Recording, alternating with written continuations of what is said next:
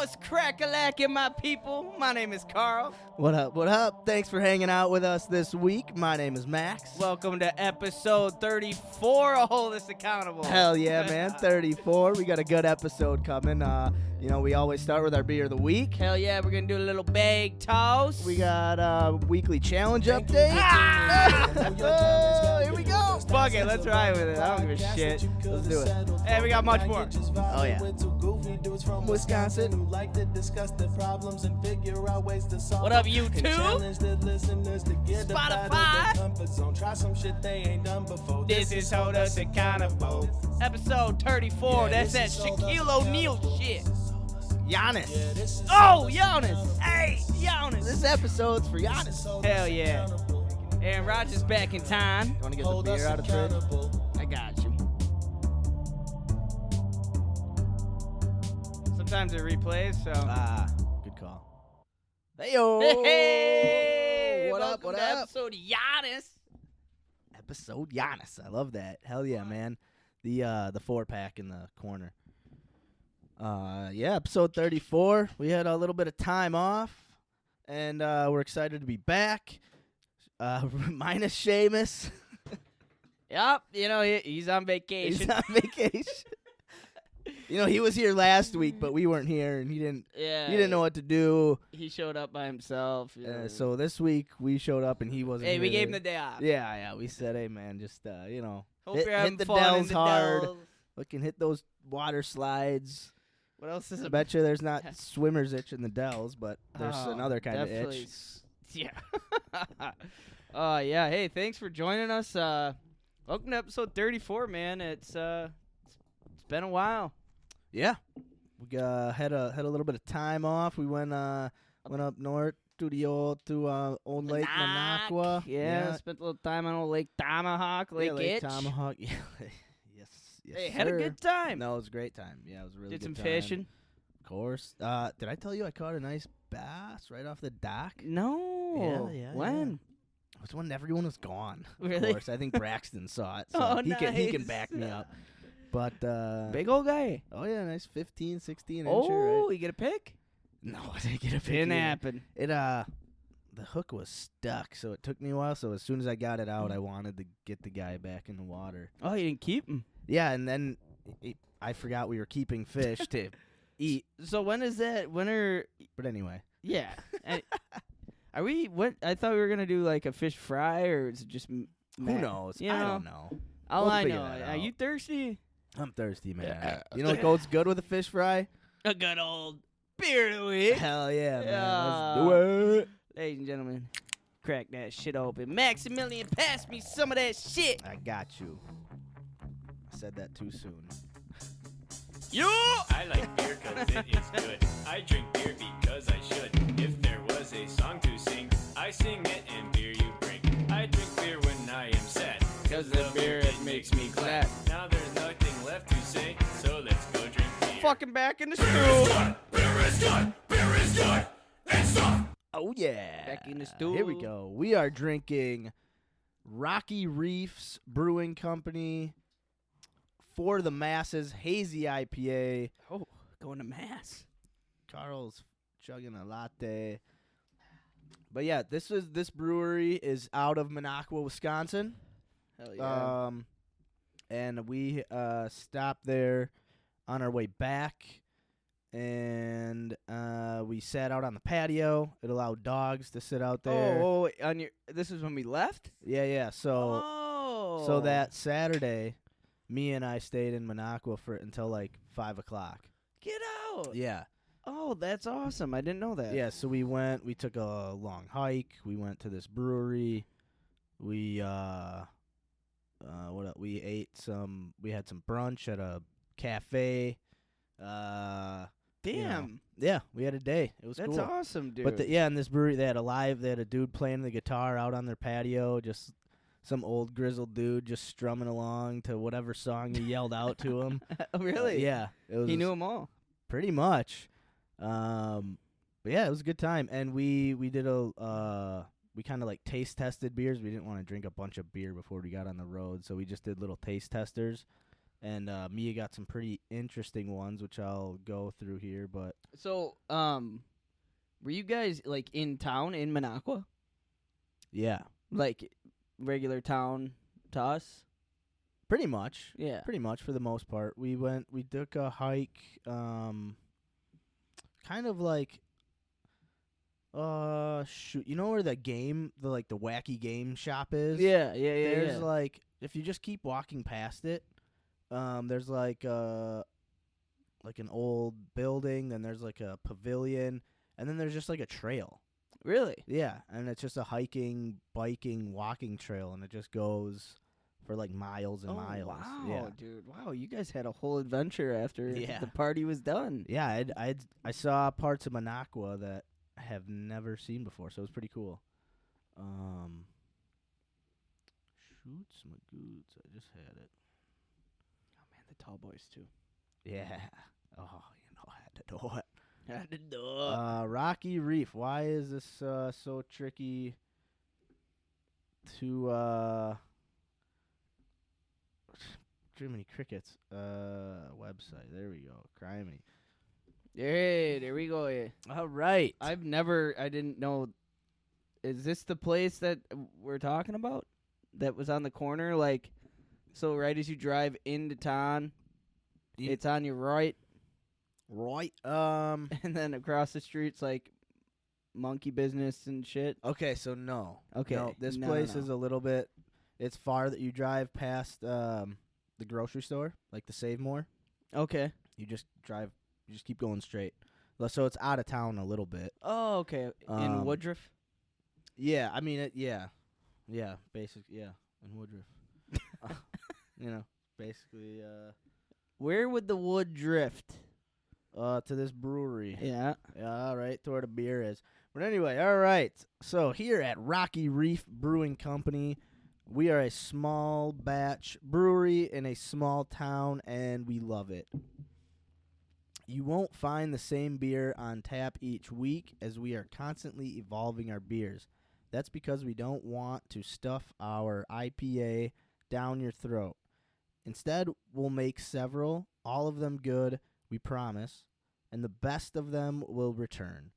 Our approach to beer is that trying something new is, well, more exciting.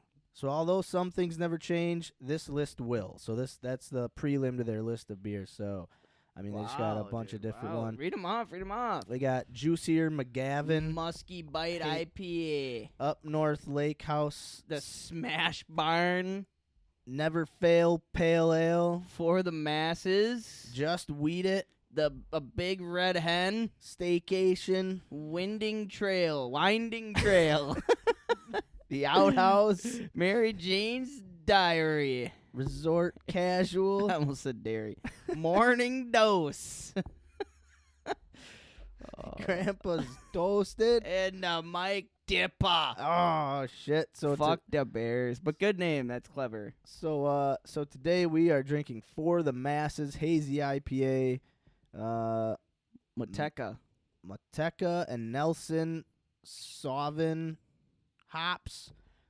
Tastes like a tropical juice bomb with the perfect amount of haze. And it couldn't explain the beer more Yeah. perfectly, to be honest. It's a good beer, man. It's really good. It's like it seems like it's gonna be a little too much at first, but Finishes nice. it finishes nice. And it's not juicy like flavorful juice. It's not like a fruit juice beer, Yeah. right? It's not like a sour or anything. But it has that it does have a juiciness to it almost. It does. Where It's like a mouthful. yeah, it's slightly refreshing like a juice would be almost. Yeah. Oh shit. but it doesn't really finish strong. Man, that's a tasty Tarsk. Yeah, really good. We know the what's the ABV? ABV. Don't got it. That's even better. It's probably on the can. Didn't see it. I think so this was up. I taste tested this one. So I did have this before Okay. coming here, but I think it was either like 6.7 or 7. So do you remember what else did you taste test? So I've had the musky bite before. My brother, he had gone to this brewery. One of their friends has been to Minocqua. Okay. And really likes the beer from this place. So, like last year, 2 summers ago, when they went, she wanted them to get her beer, and they brought back a bunch, and, like, she didn't want the Musky Bite IPA. Okay. So they let me try it, but it was in that giant 32-ounce can. Did you drink the whole thing? Oh, yeah. At, Oh, like, you 3 in the afternoon. Just blasted. Just blasted. And you kind of got to put it down pretty quick. Yeah, because so it's a can. It's a 32-ounce can. So once you open it, just like, oh, man. but So was it good? it was very good. Very yeah, good. It was Okay. really good. And I was What do we got in a giant can? that one we got the Smash Barn, just their light, Oh, just their lager. okay. Good. That's a good. Yeah. I knew the hazy. We have so much. We got our beer fridge is packed. we got beer from London. We got beer from a knock. We still got Goose Island in there. Oh, we got Bush lattes. We got a couple We got golden ales and a Supreme Fatty in there. Holy shit, man. It's awesome. Hey, I like this beer. Let's get creative today. Let's rate this. Hey, all right, I got one. Thank you. All right, all Thank right. you. In honor of the Bucks, Yes. let's just their roster, their current championship roster. We'll Okay. rate this, this beer on Eh, a Bucks And player. to be fair with everybody, I start watching the NBA when the finals started. That's about my NBA season. I'm not an NBA fan. Okay. Not a fan, just not a hardcore fan. So this is just based off my one NBA final stretch. that's- Well, like the last, fair. I guess the game before too. So Yeah. or series before. But I like that. What was your idea? Sorry, I cut you off. I way didn't. too I didn't fast. have one. Oh, you didn't have No, one. that's why Okay. that was perfect because I Right. was gonna start brainstorming. Yeah, And no. yes, go Bucks! Bucks and Yeah, fucking man. 6, dude. That's awesome. Dude, it was really cool seeing. I mean, Giannis, It was wholesome, dude. It was Dude, like, super wholesome. Giannis could have left. He stayed. I mean, it was cool. It was really cool seeing him grab when they gave him the Finals MVP trophy and he grabbed it and was just screaming Oh, my and was God. just And then I watched a video the day after he stole both of the trophies and just went to Chick-fil-A in Milwaukee, and there was fucking bunch of fans out, and he just rolled all his windows down in his car, let people touch the trophy, and it was so pure and so like just organic, like they worked for this. It wasn't like a super team that was built. It wasn't, LeBron James coming together with all these guys. It was Middleton and Giannis, who have been together since 2013 and went through shit and then built their way up to the top. And it was awesome to see, dude. I was at home by myself. Time out.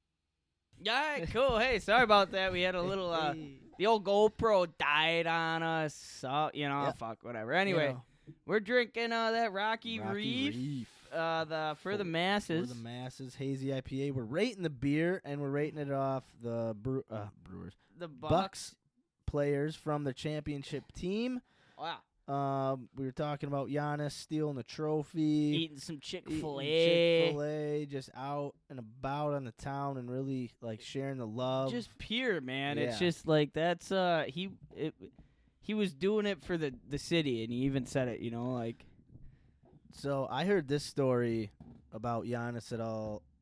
So apparently, when we drafted him, like one of the stipulations for him, because he could have just stayed in Greece and be like, "Nah, I don't want to go to Milwaukee." Like, Yeah. he didn't have to come. Was he here. playing pro ball in Greece? He was playing like some like weird. I think it was almost like a step below the pros, Okay. and he was like working his way up. Kind of to like it. a minor league. Yeah. Okay.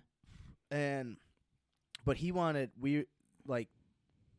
both sides wanted his parents out of Greece and come to the States and live with him. And apparently you only get like 3 chances to try to do it. And the first 2 chances didn't, like, they fail. Like, Greece, like, you have to apply to... Oh, like for citizenship? Yeah, or like to... Something like that. Yeah. For them to come over and stay and live here with him, but maybe not be like a citizen. Greece might be different, like, just... Like, you might not be able to just pick up and leave whenever you want. I don't know how that country works. Me neither. And I just heard this story on the radio and thought it was interesting, so I don't know, like, the dirty details. But apparently moving someone out of Greece for whatever reasons they had is difficult.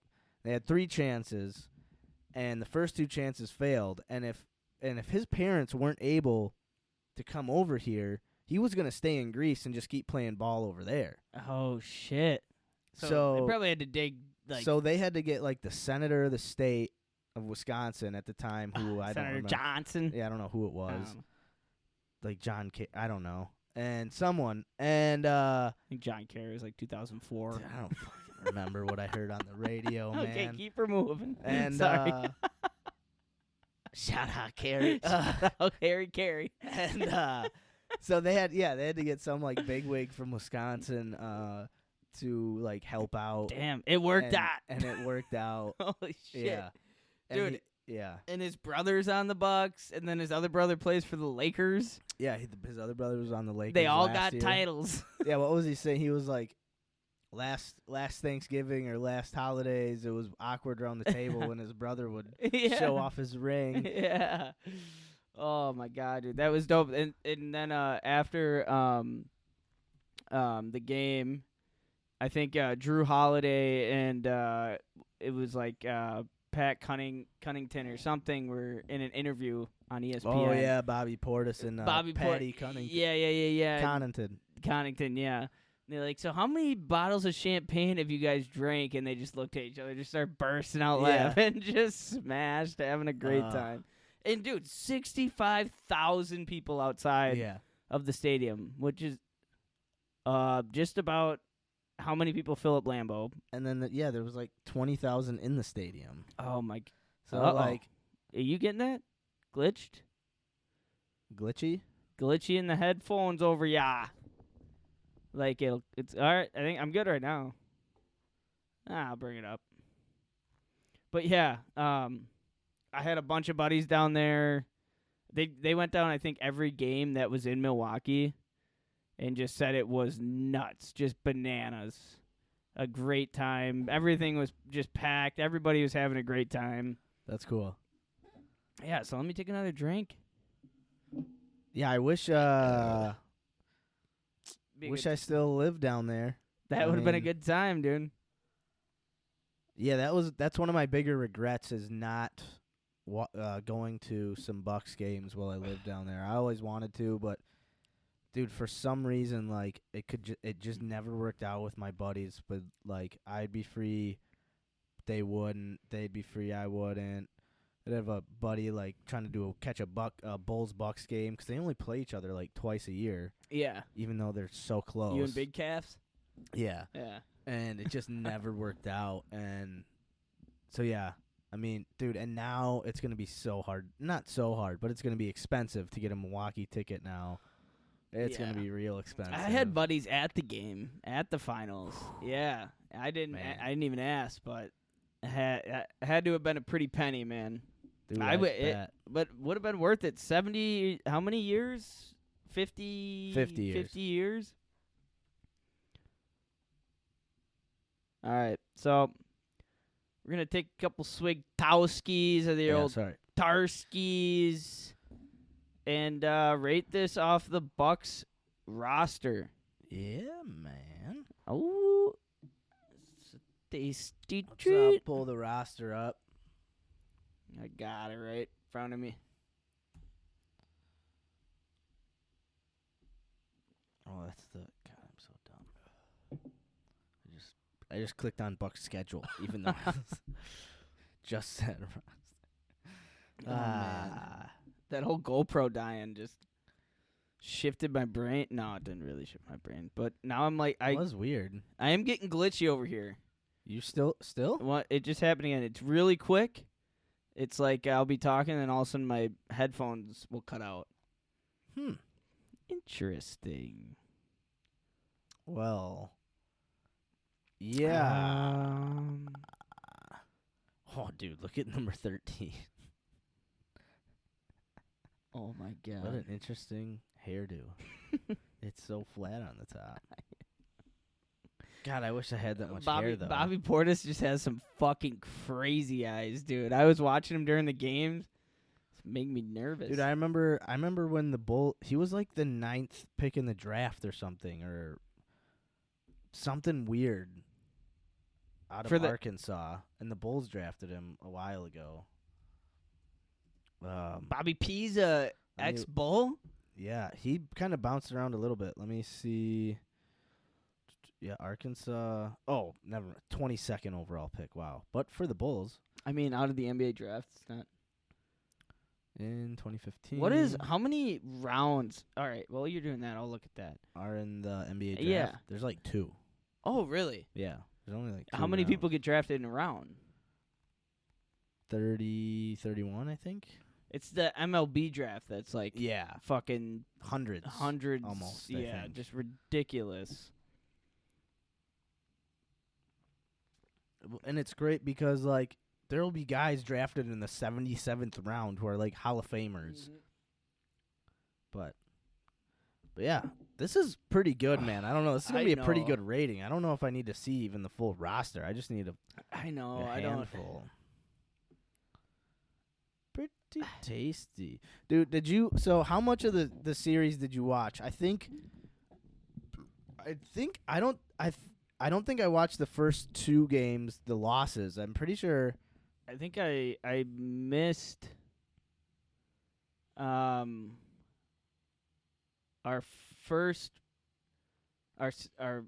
second loss and our first win. I missed.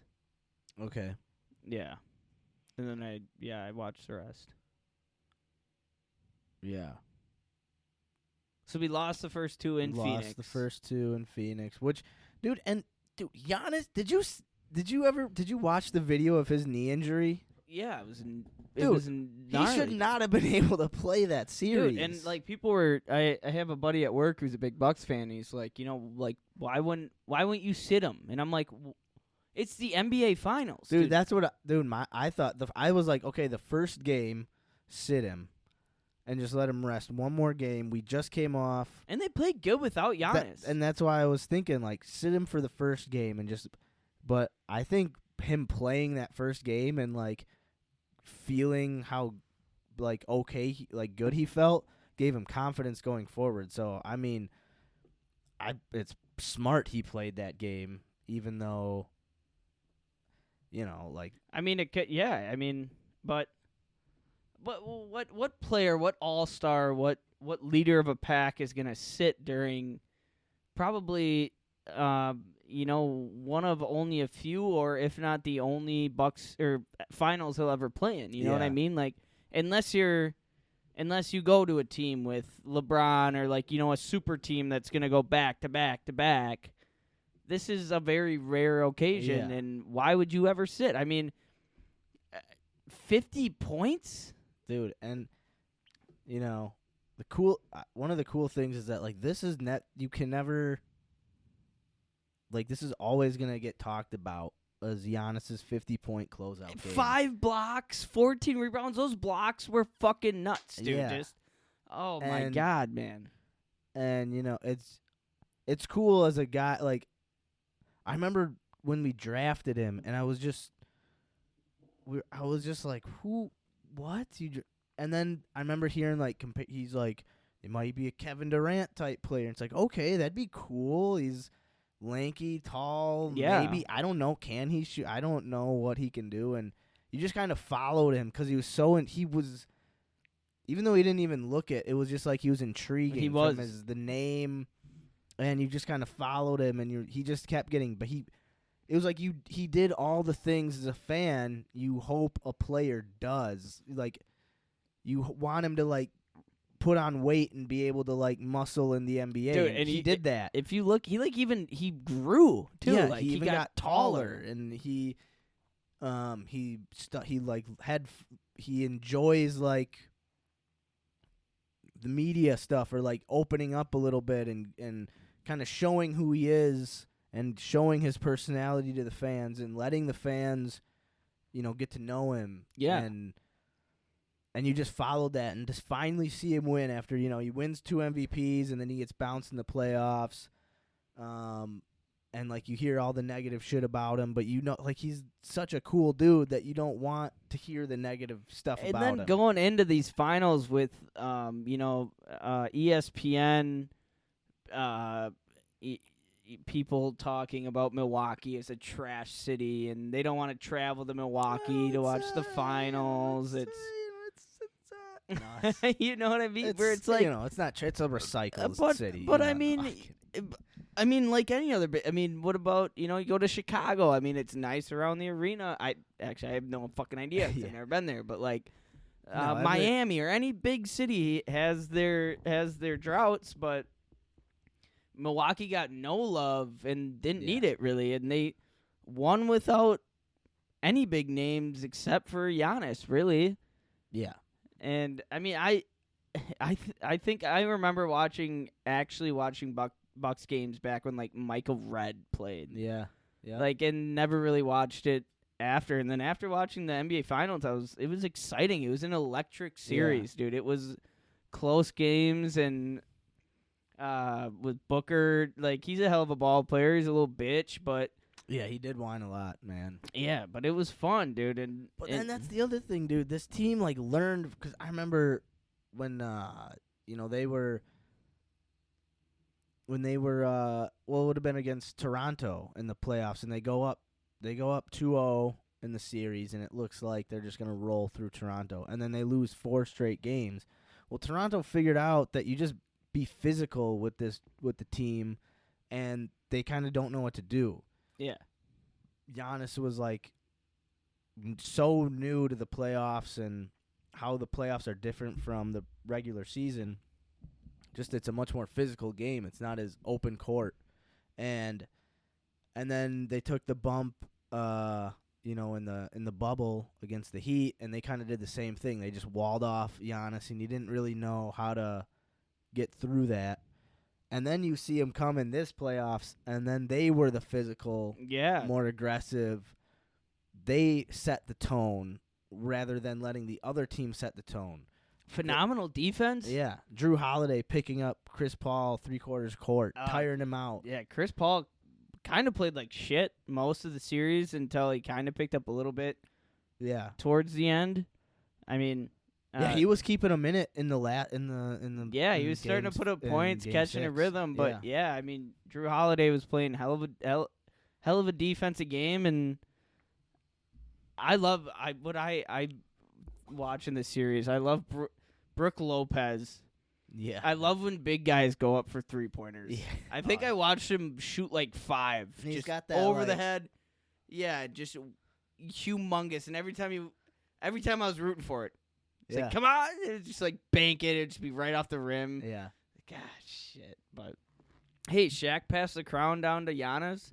Called him the new Superman. Dude, and rightfully so. Rightfully so. Because, and that's exactly what Giannis had to do. He was, I think I don't want to talk about Bucks too long here. We got a lot of to talk about, but. Yeah, we got a lot to talk about, but basically he got down low instead of sitting in the outside trying to shoot a 3. I mean, he did make one. I think he was like 1 of 3 or 1 of 2, something. But instead of like trying, he got down low. He played that Shaq role where I'm gonna physical you, body you in the paint. He made his free throws. It wasn't too hot throughout the beginning of the series with his free throws, but down to the end, like you said, got physical. And dude, I really think the counting on the road fucks with him. Yeah. When the whole stadium just 1, 2, 3, 4, 5, Yeah. 6, and they're counting obviously faster than what.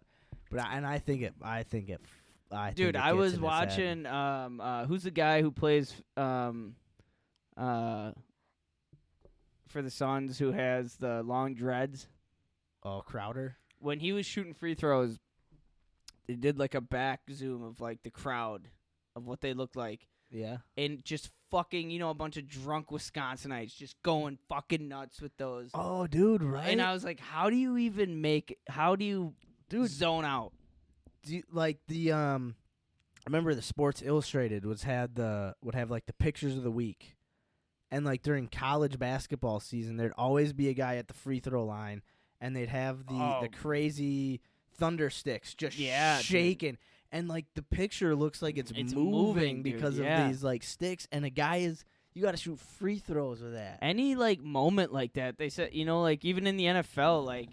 Or in college ball, like when the Badgers are doing jump around, like I heard, like I've never been in the Badger Stadium, like Camp Randall, right, during jump around, and I heard my brother, he did stats for Fox, and he was in the box, and he's like, they did jump around, and literally, like the whole box is shaking, everything's rattling, man. like glasses are falling off the table. He's like it registers on like the earthquake fucking meter or whatever, like Richter scale. Yeah, the old sphincter scale. Well, he knows all about for that Tommy, scale. Yeah, Tom knows all about that scale. But I mean, just like to perform in an environment that's just so obnoxious takes true focus. I think it's something that you personally, I've never had to try to do it, so I don't know. But I think it's something you kind of like. You go from high school to college. You kind of like, as it evolves, you evolve. And if you're able to evolve past it, then you can block it out. But for the people who can't block it out and it gets to them, then you're fucked. Then you won't advance you won't go from college to the pros. And usually, if you're the guy who can block it out, you're probably the guy who was like, in the spotlight most of the time. Right. The guy who was expected to perform. Right. The guy, you love it. You embrace it. You want it. Where me, I would be like, can someone else shoot these for me? Like I don't. Okay, here's a guy, Adam Vinatieri. Yeah. The all-time leading scorer in the NFL. Old foot. Grandpa foot. Like just guy. The amounts. He was probably the only NFL player to have to put the game-winning point on the field goal in Super Bowls. Like the amount of times he's kicked game-winning ones. Yeah, like that's another like talking about kickers. Like imagine that, like 40-yard field goal to win the Super Bowl in shit weather, all fucking millions of eyes on you, dude. But okay, how do you zone it out? But dude, I think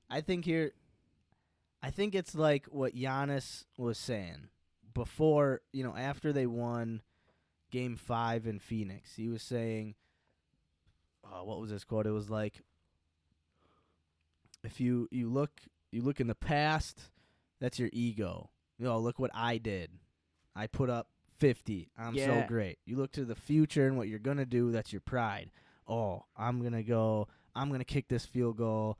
I'm going to be the game. I'm going to have all eyes on me. I'm going to have the team jumping on my back. But if you stay in the present, you just stay humble and you just focus on your job and you don't think about, it's like, okay, weather's shitty. Okay, how do I kick in shit weather? Okay, so you got to, whatever a kicker does in shit weather, you have to just focus on that. And you can't focus like, oh, the crowd is going crazy. Because once you start focusing on everything else, you're not in the moment. And as just a general human being who's never been in a high pressure sports situation, that's got to be hard as fuck. But I feel like that's what Giannis was getting at was like, don't look to the past, don't look to the future.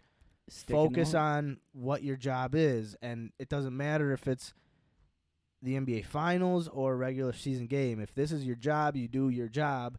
And once you win, embrace that moment. Embrace the winning moment. What the fuck did the Anticatupo parent? How do you pronounce it? Is that right? Antenacupo. What did his mom and dad? They had to be some goddamn good people. It sounds like hella, it, man. Hella parents, man. Oh man.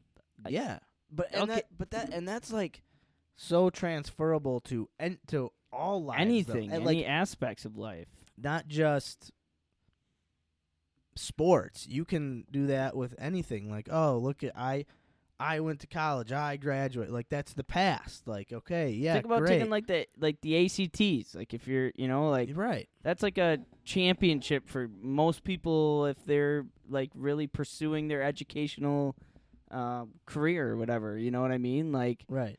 Like if you think too hard about it, or you think in your past you failed tests, or you think in the future like if I don't do this, I'll never have a future. Then you get too caught in the moment, and you can't focus the way you can, or or a job interview or anything, or just jobs. If you, I've had this job before. I've done this. I've done that. Okay, what are you doing right now? Well, I will do this. Okay, that's great, but what are you doing right now? Exactly. What are you doing in this moment? You can do the same things, but it's what you do better at the moment that separates itself. I mean, it takes a hell of a strong mindset to really take that extra step forward, I guess. Yeah, and even and knowing like that. Yeah, it was Game 6 at home. It's a comfortable environment. But knowing that there's 60,000 people outside the arena, and if you lose, that's a lot of pressure to try to play with. Like, so yeah, I mean, props to this team, props to Giannis and Chris Middleton, who we traded for from the Pistons when he was like a rookie, I think. Yeah, I mean, and not only did they have the effects of 60,000 people. Two of them were Wilt Chamberlain and Kareem Abdul-Jabbar. Dude, just Dave Chappelle was Dave in Chappelle was there. Milwaukee Kanye West times. was Yeah. there. Dude, it was. But what I was like, the legends who won it before you. Like you gotta. Dude, I still I don't think it's quite sunk. Well, I think it has sunk in. Because I'm not I am a Bucks fan. I'm not a huge. Yeah, I'm a Wisconsin sports fan. Right. It probably goes I don't know. Now it's like Packers, Bucks, Brewers. Right, yeah. But it was always Packers, then Badgers, Brewers, Bucks. Yeah. Three. I'm a big football guy. Right. Football usually comes first. Yeah. Just because that's what we know. That's what we grew up with. That's what I know. But I would like to figure this whole Bucks thing out now. Dude, and especially with we're gonna have Holiday and Middleton and Giannis together for at least 3 more years. It could be, and so we could probably are gonna bring some people in to kind of compliment a little. Dude, if I'm an NBA player, I want to come play with Giannis. Oh yeah, hearing that guy after he talked, dude. The dude's 26 years old, talking like he's 35. Dude's 2 years older than me. Yeah, 78 feet taller than me. Yeah. Oh my God! And his brother, Giannis, I don't know his name. Thanasis. Wow. What a name. Holy shit! I don't know what his other brother's name is. I should look it up. Look it up. All right. So before, but yeah, we still got to rate this. What beer. we're getting to is rating this beer. I'm gonna go and let some of this beer out of me so I can think about it. All right. Then have another drink. Then rate it. All right, so you do that, and you want me to put a little bit of background tunage on while you're? No, I'll actually, thinking? I'm gonna talk about this brewery a little bit. All right. Oh yeah, the brewery. Where we got the beer from. So we'll shift from the Bucks to Rocky Reef Brewing Company, starting out as a small labor of love in the owner's kitchen. Rocky Reef Brewing Company is their dream come true. They love beers, and if you do too, you've come to the right place. They brew in-house several varieties of our own handcrafted seasonal ales, porters, and stouts. Really, really cool place, really fun brewery. They have an outdoor patio, like I was saying, for people to just go sit, hang out, live music. The inside the brewery is pretty cool as well. Huge chalkboard up on one of the walls with all the different brewery or beers they've got and their style. A little fact about it, like flavor. The ABV was next there. They have really cool tasting trays. Just a cool brewery in Woodruff, Wisconsin, close to the tourist town of Minocqua, Wisconsin. And Carl's grabbing some more brews. I'm gonna hit the shoes. Yeah. Give me a sec. Max must have been talking about old Rocky Reef. I know not a lot about it. I've come to learn that, most beer is brewed in the great state of Wisconsin. Pretty tasty, man, and even kind of fluctuating different parts, different areas of Wisconsin. The taste does differ.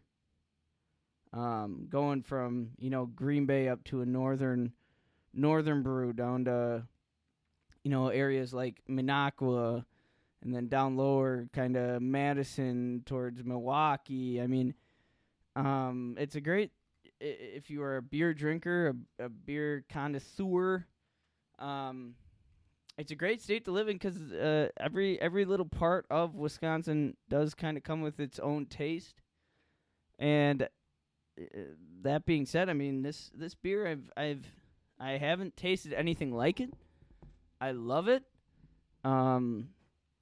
It's delicious. Max is back. I still don't know who to rate it off of. So when we were at this brewery and we had we did their taste testing board, one of their beers, it was a peanut butter and jelly like porter. And dude, it tasted like a peanut butter and jelly sandwich. Really? It was wild. Really? I could barely finish the sample cup.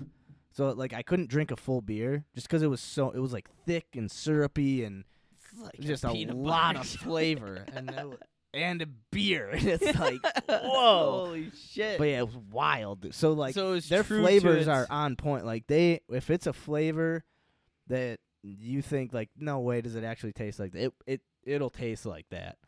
They had man. They had a blueberry syrup, like blueberry maple syrup. Tasted like blueberry maple syrup, dude. Wild. Oh man. Okay. Shit. I'm gonna give this beer a Chris Middleton. Oh, there we go. That's pretty good, man. Yeah, I mean, that's a good. I was gonna go with I don't know. I was gonna do Pat Cunnington. What is it? Shoot, now hearing you say it all fucked up makes me not not all be able to fucked up say yet. it. Pat Connaughton. Connaughton. Yeah. No, I think this beer's better than a Pat Connaughton. Okay, yeah, okay. I mean, Patty. I don't know. Patty's cool.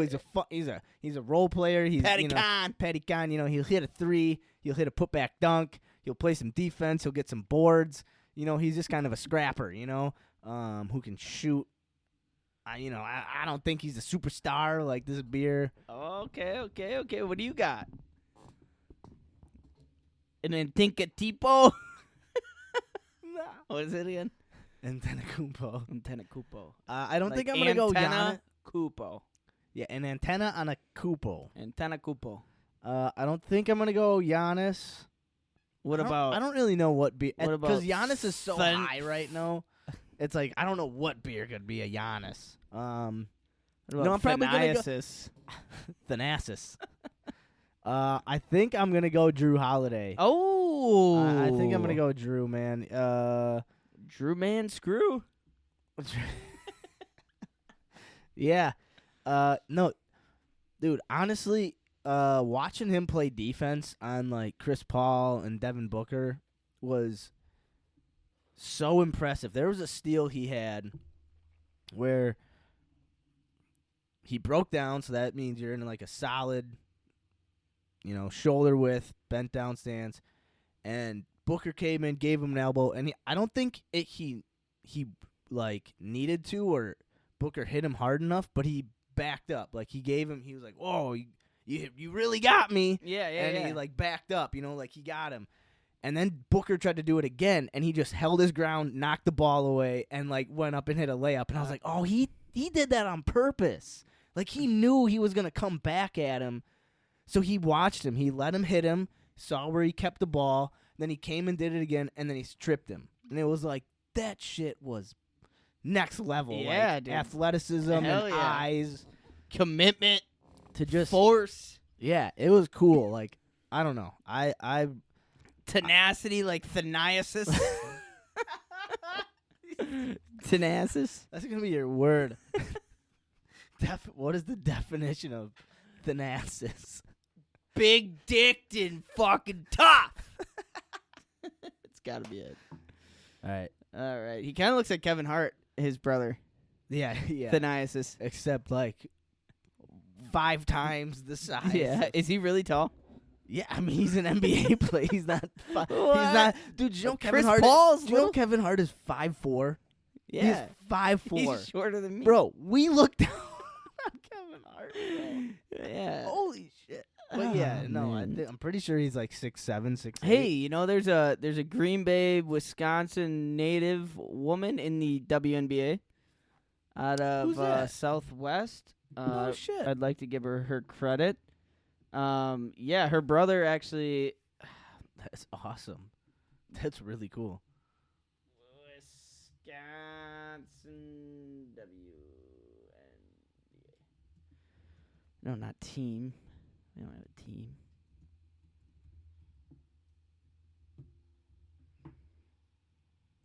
Oh, I don't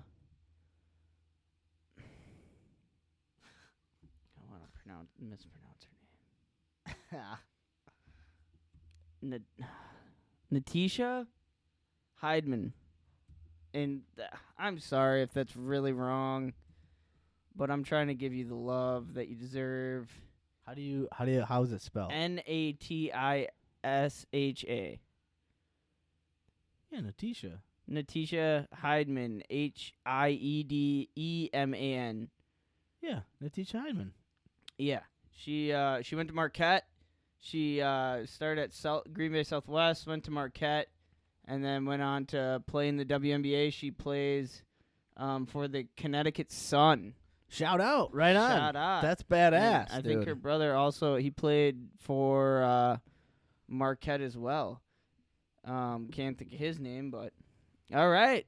Hey, hell of a beer of the week. Holy shit. That was like the longest beer of the week we've ever done, but I think for so. the right reason. Well, yeah. I mean, we had to talk Bucks, man. We had to. They won the chip. Hey, go Bucks! Go Bucks, man. Hey. We did it.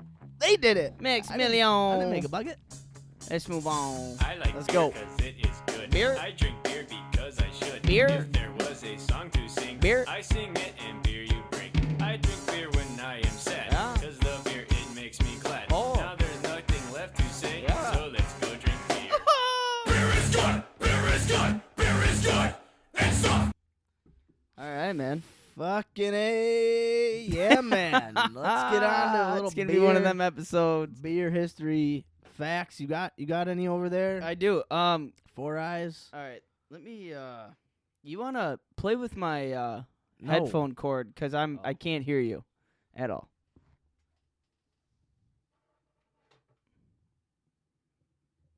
Okay. Good. That's what's been going on. Yeah, I got a beer fact for you.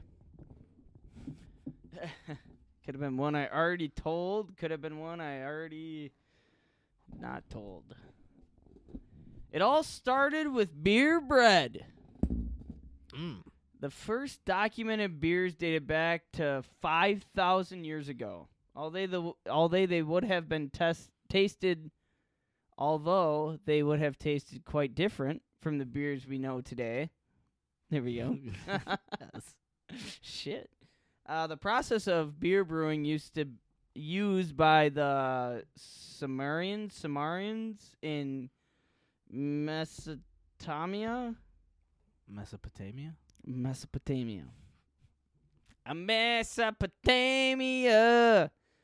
resulted in what we now call beer bread. Half-baked bread was soaked in water to create a fermented brew, which was often flavored with honey and herbs. Since it had the same basic ingredients as bread, it was considered to be an equally nutritious food resource. Some ancient pottery findings suggest that beer brewing process dates back even further, namely 7,000 or more years ago. Get the fuck out of here. Oh man, that that paragraph should have taken me like What? Shorter. 5 more minutes less. 5 more minutes. How strong are these beers?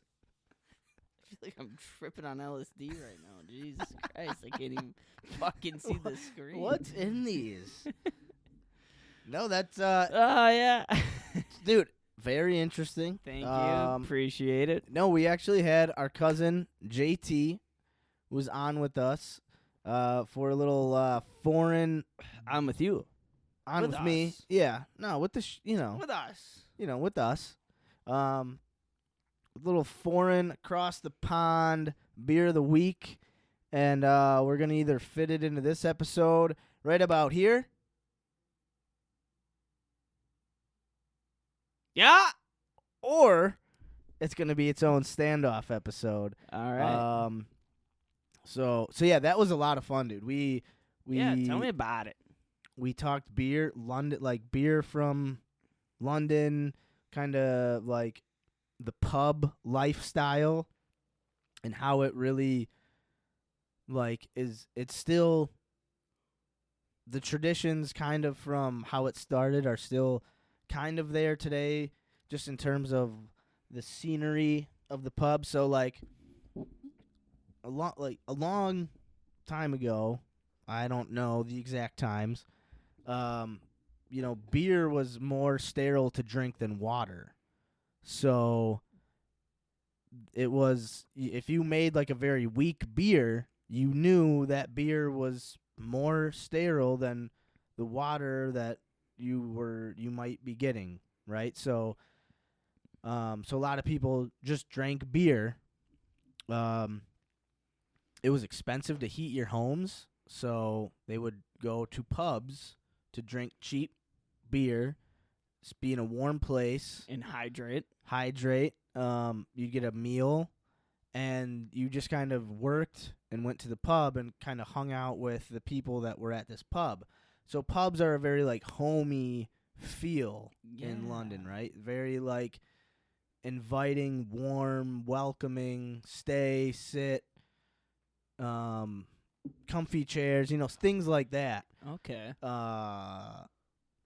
So that was one of the big things we talked about, just the difference there. If you work at a pub, there's no tips.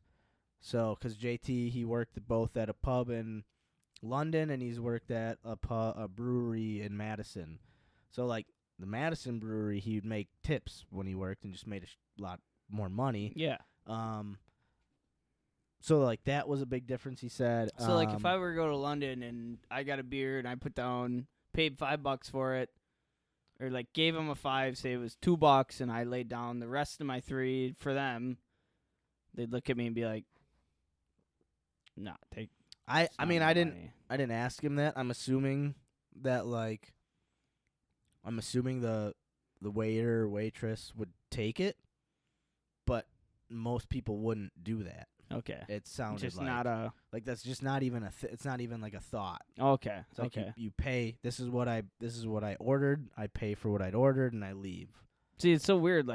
In the States, and especially Wisconsin, I mean, well, it's probably different there too, because say if you're a bartender in Wisconsin, you'll get paid $3-4 an hour, Right. and you make your living off tips. So they maybe there they just get a full wage. No, he said they still only, it's $9 an hour. Okay. It's I not mean, see, like- that'd be a lot for a bartender, though, still here, if you're making tips. Yeah, but if you make, dude, you could make like $40 an hour in tips though, if you're a bartender. Yeah, On, yeah. like, a That's what I'm busy saying. night. Like, if you, that's why you don't get paid like $9 an hour to be a bartender Right. because of it. But I don't think it equates like if you're a bartender making $3 an hour but you get tips versus a bartender making $9.50 an hour with no tips. The bartender making $3 an hour with tips is going to make a hell of a lot more. Yeah. So I think. What do they have? What are the, was it pounds over in England? Oh yeah, pounds. Well, yeah, because they don't do the euro no more. It's all They're- pounds, that right? Brexit shit. Something happened Yeah, you over know. there. I don't know. A couple pounds of the old Chiba. Oh. That's Jamaica. Oh, Hey, that's Jamaica. did you know? I just saw this. Jamaica's flag is the only flag that doesn't have red, white, or blue in it. What? Yeah, it's the only one. Only green and yellow and, And black. But go Pack. Go Pack! Fucking, you know who's a big avid Green Bay Packer fan? Usain Bolt. Yeah, man. Hey, Jamaica, man. Welcome to Hold anyway. Okay, yeah. So yeah, JT was in. We talked about doing stand up comedy and how he said he's done open mics like 5 times, I think. Okay. So just gave like a few Throughout, tips. like in Madison, or Yeah, I think he said he's done some. 'cause he lived in Madison. He lived in like Cincinnati, Minnesota. Yeah, I think he did it in like in Ohio and. Shoots. Did he say if he did them in England? I can't remember. Damn. But anyway, But yeah, so we kind of like went over a few just like ideas. Like I had a buddy text me because this will be in the episode. I just had like a random buddy from my work that I haven't talked to in like 2 years, and he just hit me up out of the blue and was like, "Sup? Like, what's up with you?" And I was like, the premise for a joke would be like an old work friend is worse. An old friend hitting you up is worse than an ex hitting you up. Like, because it's like, I haven't talked to you and I don't. Where do you want me to Like, start? what? Because, and then JT and I were talking and we were like, okay, so what could you expand on that? I was like, well, you know, like if an ex hits you up, like at least you might get some action out of it. But Yeah. if like an old work friend hits you up, like what? Like you get like a reference on a resume? Like I don't know. Like what? And then you just sit like, so dude. And the conversation that me and this dude had was literally like, I was gonna say what came from this Dude, conversation. okay, Well, I'll- okay, first of all, was this guy a guy like you were close with? Were you cool with, or was it just a guy? No, we were cool. We were like both around the same age, and we were the only 2 people, you know, and when we were working in buildings before the pandemic. Oh, this is from this is from Milwaukee. from what the job you work now? Yeah, okay, my okay. current job. And so this is back in Milwaukee where I worked in a building, and I'd see this dude every day. And When I worked in a building. yeah. And so I'd see this dude every day, and we were cool, you know, we were the only 2 guys around our age, you know, between 25 and 30, Yeah. you know. And you know, he was a big, huge buff dude, and he was an interesting dude, but anyway, he just hits me up. So I hadn't talked to this guy since June of 2020. He hits me up July of 2021. Okay. And he says, "Sup with you? New text, still with company." And I was like, "Hey-o, yeah, man, still, grinding away, working from home now, blah, blah, blah. What's new with you?" So I said, "What's new with you?" And he goes, "House, married, working at new company, love it. New text, actually have responsibility, LOL." That was it, bro. That was the conversation. That's what. So then I sent him back, like, hell yeah, the dream, man. What do you do at this new company? Oh my God, it'd be the same thing I'd say. And he goes, just got transferred to business operations analyst work. I didn't say work analyst. Yeah. What was the fucking? So what was this guy like in person? Like, what was the conversation? Was he weird? Was he awkward? Was he kind of standoffish? No, he was a guy who was very like. He's a really nice guy. I'm not trying to. No. I know what you mean. Bag on the dude. I have conversations with my friends like this. Yeah. That are I would They rag just on them for the randomly same hit you like.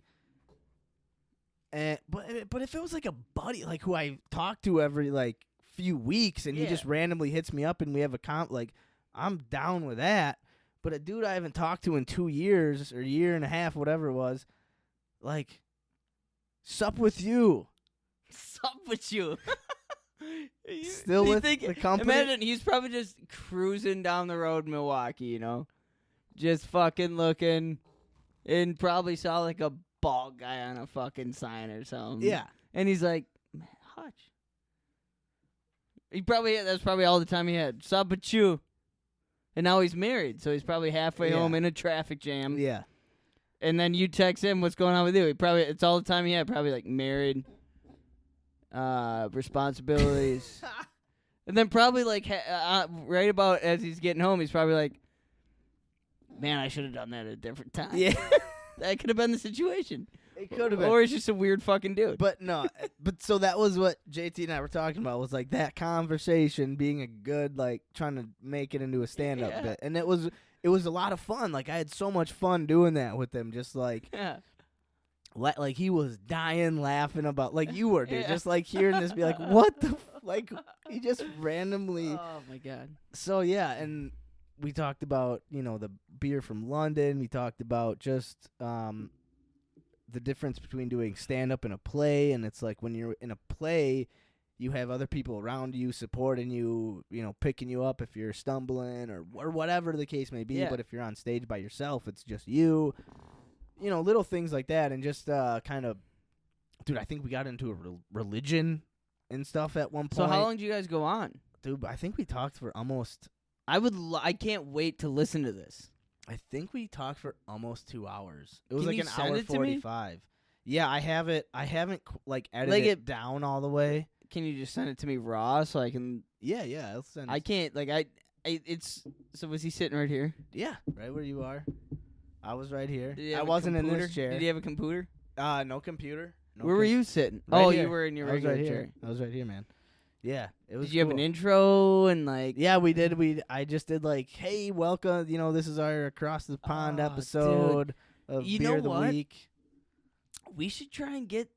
Okay, what we should try and figure out, which fucking our employee of the month, Seamus, was supposed to be helping us out. Shamo, buddy. How cool would it be if we could stream JT in from England? Just for, like, random conversations sometime. You know, like, have him on the screen, move the camera, we'll be facing this way, we have the big ugly face back here. It'd be awesome. Well, dude, I told him, I was like, dude, I could have sat and talked with you like this for hours. I know Kärel could have, like, we got to figure out a way to I'm get us. upset that, I wasn't here. Because I think, dude, just the way JT is, you know, like, he is he's contagious. He's an entertainer, He man. is, dude. He knows what he's doing to keep things going, or he's always been an entertainer. yeah, always. or just to be a fun dude, like push the conversation in a direction. I think he was getting a little bit buzzed up, not too bad, but you know, he, like I said, we started getting into like religion and stuff, and it was it was fun. It was a good time, and. Yeah, imagine it was cool. Imagine me, you, Tom, and JT. And, you know, like, because I'm not gonna say my intelligence, I guess, just the way I go about things. You know, like I kind of pick fun. I have a different type of like creativity in my mind compared to JT's or Tommy's or yours, but right. like, but but we all know each other so well. Right. And we like, you can talk about a lot of things that like I can talk to you about, but I don't really comprehend it the same way you do, like Sure. and it can go on, and it's the same with all of us. Like it'd be so much fun to have, like, I think about Tommy and JT sitting here Yeah. and just talking shit to each other. Because it would be like kind of what you're saying, like either like two people would break off into a conversation and the other two people would just throw in like commentary and bullshit, and then different two people would break off and the other two people would throw in like like jokes or funny shit. I just throw in some bullshit just to stir it up. Yeah. You know what I mean? Like just a quick laugh, just a fucking backhanded comment, just to stir it up. And then, like, oh, man. It'd be fun. That would be fun. And I definitely think JT would be down for it. Well, I mean, I don't know how. I don't know the time difference over there. Like, if it's 7 a.m. or 7 p.m. here, how early that is over there. Do we know where he lives? Is it, like, can I just put in England? Hold on. Because it's 2:45 in England right now. Oh, shoot. In the morning. I wrote it down. Hold on. Where did I write it down?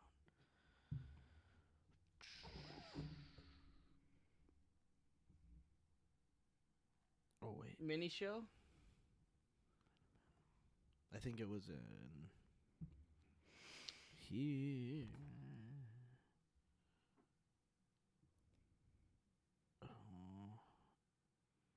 No. Fuck. Okay. Not there. Man, that's old shit. What's it? Oh.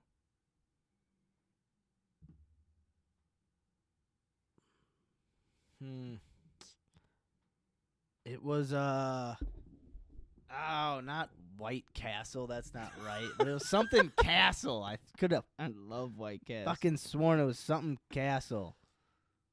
All right, I'll find Whitechapel, London. Right here. Right, Whitechapel, London. Fuck yeah, I knew I wrote it down. I knew it was Whitechapel. I knew White Castle is pretty fucking close to Whitechapel. God damn it, give me that. I'll give you that. I will, because I'm like, what do you mean? How is White Castle? And good for you. London? Yeah. Yeah, it's 2:47 a.m. right there right now. Oh, easy for him. Easy. What? A couple Red Bulls. The guy just fucking gets up, makes a couple people laugh, fucking works at a. Grabs a cup of coffee. What is he doing right now? Working full time as a actor? He's acting, but he works for like a research firm.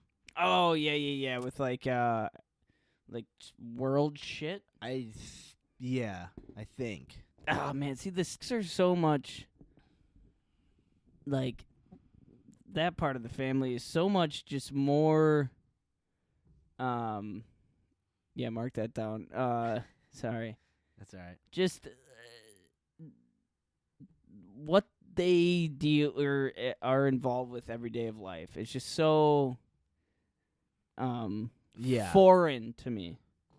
Oh yeah, no, absolutely. And it's so funny.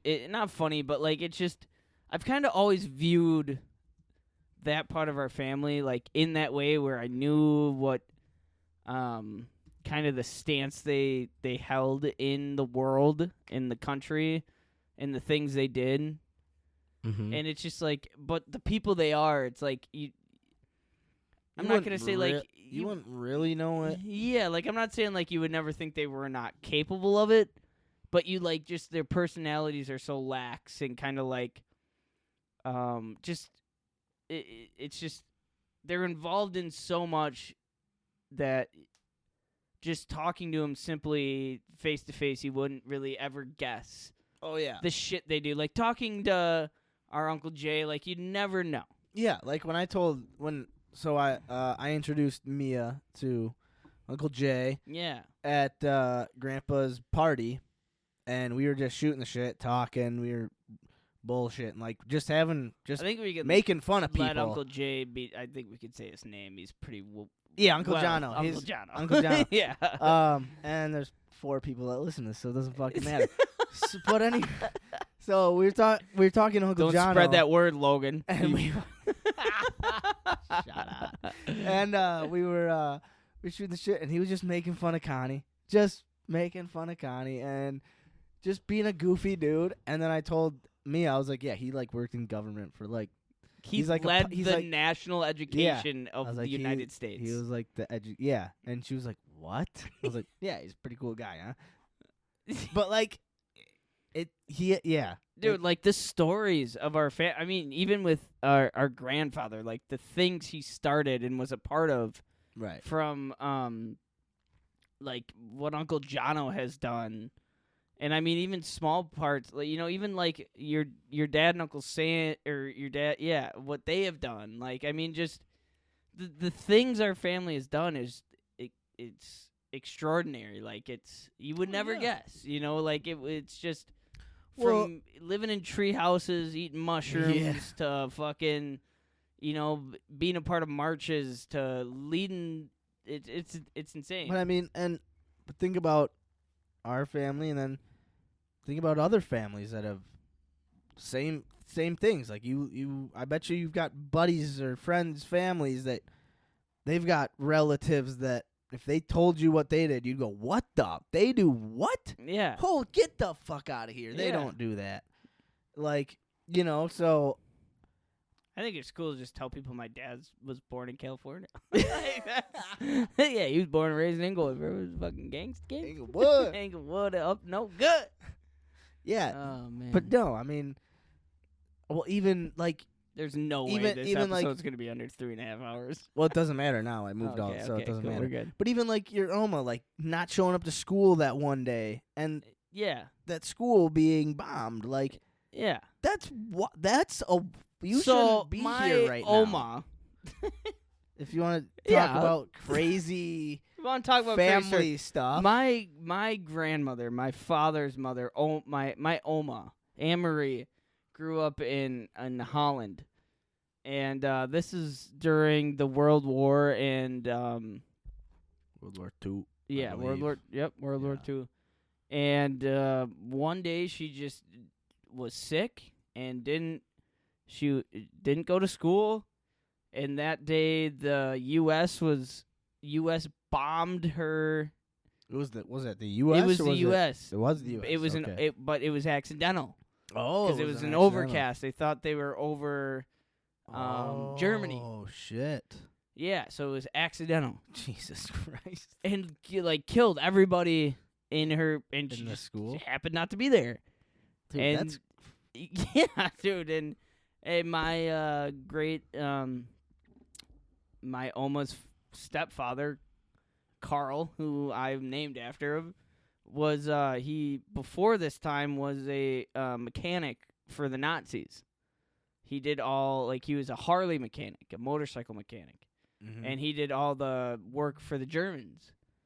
And then once Hitler took over, he no longer wanted to be their mechanic, and what he knew. He wasn't. So I could be wrong, but I don't believe if he was a mechanic prior to Hitler, he was not a mechanic for the Nazis. Oh yes, no, not for the Nazis. He was just a mechanic at that for time. He was Germany. Not. Yes. And then when Hitler they took over, he was like, "Fuck he that." said, "I would no longer like to be a mechanic." Right. And they said, "You have to be." Okay, So he spent a year in prison in Nazi or the prison under Germany. Sure. Because he refused to be a mechanic sure. for I got Hitler, basically. Yeah. No. So fucking right. It's just crazy and I'm 24 years old sitting in my grandpa's basement recording a podcast drinking a beer. It's fucking but blessed. I mean, it's crazy But that's the thing. We can say oh well, look at what they did and I'm just here sitting drinking a beer, but if you really take to heart what they did, right? he stood up to something that he knew he would be punished for, but he held firm in what he believed in, and he didn't. So if you take that belief to heart and you follow it with you, and you carry that with you in life, in every situation you go in where you feel like someone is being hurt or harmed or being taken advantage of, but you're just supposed to go along with the status quo, and if you stand up to that, you're carrying on that legacy. You're doing them an honor. And you will. You're not just sitting here and drinking a beer and bullshitting. No, if you really truly like honor them and believe that they stood for something. I mean, you're named after them, right? Like, then talking about them and spreading that story isn't just sitting here and drinking a beer. It's spreading that positivity and that, that overarching, theme to whoever listens to this. And that's more than, it's just further carrying that on. So. Let me totally put us into a dive right now.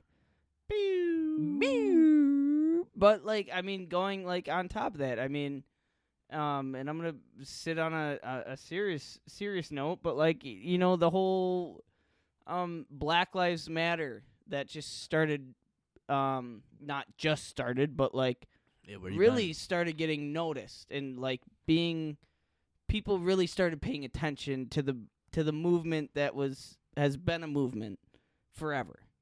Right. Is, selfish, ignorant pieces of shit will tell certain people you weren't a slave. You didn't live in those times. This means nothing to you. And I'm talking about the African American culture where, but people who strive and are aiming to be the first black president of the United States or the first black the first lady or vice president and different movements like that. That's a perfect example of these people struggled and fucking took the hardship so we could continue to strive and make that relevant and showcase the hardship that they went through for us. Mm-hmm. And I don't know how I got this fucking deep in this, but I got deep into it. And that's a perfect example, I think. Yeah.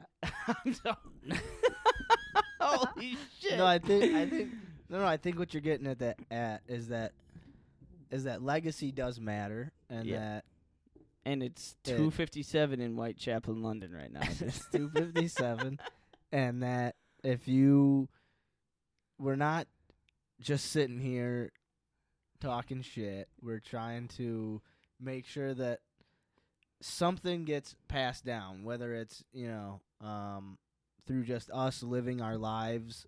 Dude, just you telling me that story about your uncle will pass that knowledge down to me, and understanding that you can read about other people, right? Or you can hear about other people standing up to whatever oppressive group it was. In this case, it's standing up to the Nazis. You can hear about someone who stood up to them.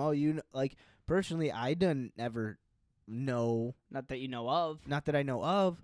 But then hearing that story, it's I know a dude who's named after a dude who stood up to that group. And, that's something that he should be proud of, and I want to make sure if he's proud of it, I want to make sure I carry that, not for you, but, that mentality of, yeah, that's right, you should be proud of your relative doing that. That's a really cool thing, and, even your mom being adopted, going through that process of life.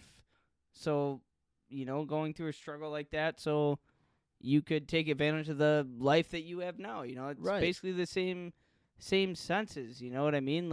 People struggle, and you don't have to feel bad feeling like you had it better than the people before you did. It's no, they did that so you could be a fucking goofy dude from Wisconsin drinking a beer at a table with your best friends, like, you know, like. Right, but and we still pass along the good, you know, for a more modern term, vibrations of our the experiences we've taken from the stories we've heard and internalizing those stories, right? Not just hearing them and then saying, this is a story I heard, but internalizing, go, this is what that meant. This is how it affects or can affect other people, or how you should kind of not mirror your life, but take those qualities and respect them, put them into your life. Yes, and say if you truly believe something is not right, stand up and say something.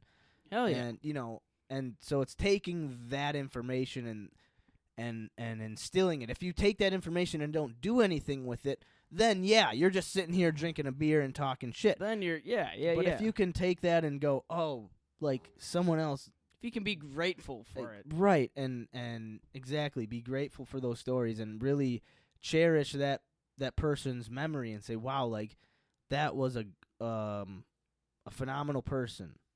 Whether, you know, like someone one day might think of you as a phenomenal person, right? I hope so. But in your head, maybe you're like, Carl I'm just so many I'm Busch Lights. I'm just this, or I'm nothing. I'm just whatever negative things you have about yourself, you will take with you forever. But you might pass down along something that lingers on or trickles Great down. head of hair.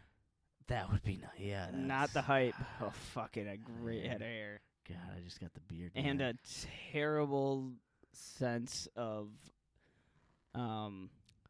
words. Thank you. Yeah. Could not have worked any better. Yeah, man. Fucking word. So holy shit, dude. This is the episode of deep thinking, and let's because we're deep thinking because we haven't thought of a new monthly challenge yet. Go the fuck to the bathroom and play a song. Yeah, ladies and gentlemen, this is episode 34. Hold us accountable. Maximilian's going out to the little girl's room. I'm going to sit here and just let this music play. Go do your thing. Use the restroom. Talk to a friend. Text a friend. Take a drink of a beer. Go have a smoke. We'll be right back. All right.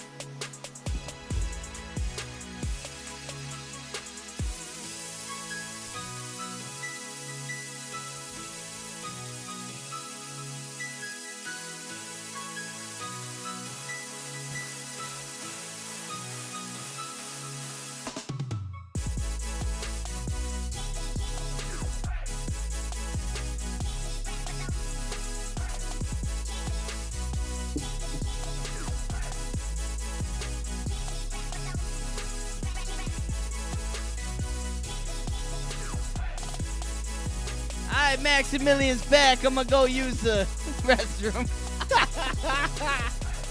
After this, talk a little weekly challenge, which is podcasts. Yeah. We'll get into the podcast we were supposed to listen to this week, and we'll talk about them. Which we did. We did, man. And then we'll play some bag toss. We will. Then we'll talk a little mental health. Yeah. Then we'll talk a little packs.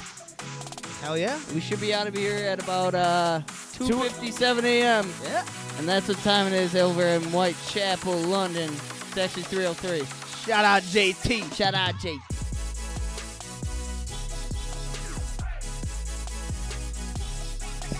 Yeah.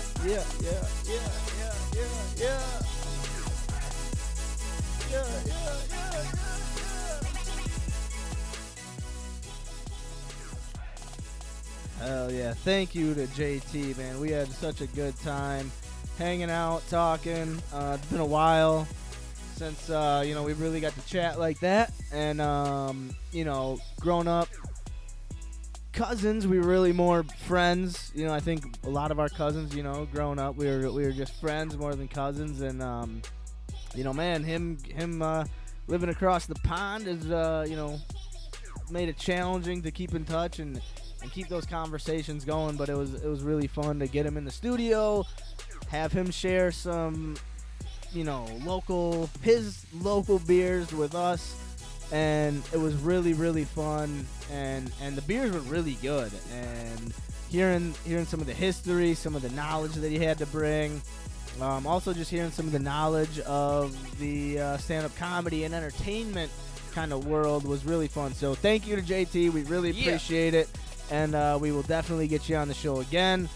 And so let's get into it, man. Let's get into our weekly challenge. Hell, it's good timing, dude. Yeah, man. Good talking, dude. Yeah. I'm gonna crack open this fucking jug. Yeah, dude, get into that. Augustiner. Is that from the Westmeyer? I think that brewery has been brewing beer since 1329, I believe. No, just before I was born. Yeah. Right? Make it about you, guy. Yeah, right. Yeah. What does it say? Let me see that. Let me see that. You wanna know what it says? Where? Let me just see that. Yeah. All right. I don't speak Whitechapel. I picked up a little bit of it. Does JT speak any? Whitechapel? Yeah. No, I don't know. You talk like this. You speak English. I guess. Fucking. What? Guy. Fucking what? You fucking guy. I don't know. I thought they spoke something.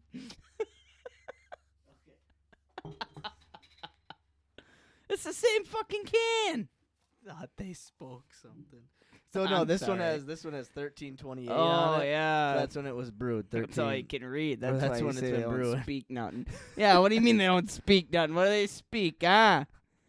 Fucking Well, that one. Whitechapel. That one, I think, is from. Oh yeah, this is from Germany. Well, So, like, sir, this what's is mal? like an Augustiner Brau. This is from Munich. Yeah, Munich. Munich. That would. Yeah. So I think that one is from Germany. Oh, so this is different. That one's not from White Castle. In case you were wondering, Max. 306 on Whitechapel right now. Whoa. Light. Have you had this? Not that one. Tastes like steak sauce. Steak. Oh, so I have. So it's not a light beer. It's like a Pabst, like a. Well, steak sauce, I wouldn't say that. Oh, actually, hey, little Worcestershire there at the end. That's what I was thinking. Yeah. I get you. Yeah. I Yeah. see what you're saying. All right. So that beer is much different than that other beer. I thought they'd just kind of be the same. I love the glasses. The cans are cool, right? This is like, I feel like I'm Yeah. you know, like if I were Hey, you fucker. you just laid 300 yard of brick. Yeah, And you're ready. You're ready for a fucking beer. At This the should end be of in the a day. paper bag. Yeah. Well. So Max, what podcast? So let's talk about this weekly challenge. Yeah, man.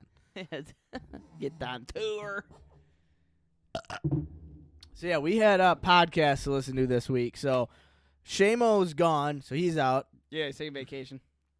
We might talk about the podcast. We'll talk about it when he comes back next. Yeah, could be next year. Could be tomorrow. Yeah, he might show up here tomorrow, and we just won't be here. I don't know. Yeah, he's in the Dells. We had to give him some time off. We don't keep in contact much. We just we just let his ass do whatever he wants because he's Shamo. Yeah. He's retired. Yes. But anyway, so yeah, I had a podcast. You had sent me a podcast of I Am Athlete. So that's Brandon Marshall, Channing Crowder, and Chad Johnson. Or excuse me, Chad Ochocinco. And then and Fred Taylor. Yeah. And so those four guys who are all ex-NFL players kind of have just, I mean, they just kind of sit around couches. They don't have mics or headphones. I mean, I'm sure there's a microphone picking up the conversation, obviously, right, somewhere. But they don't talk in the mic. It's a very free-flowing. It's like a couple of dudes hanging out in a living room. drinking a little bit. They have a chef who I'm a Chef.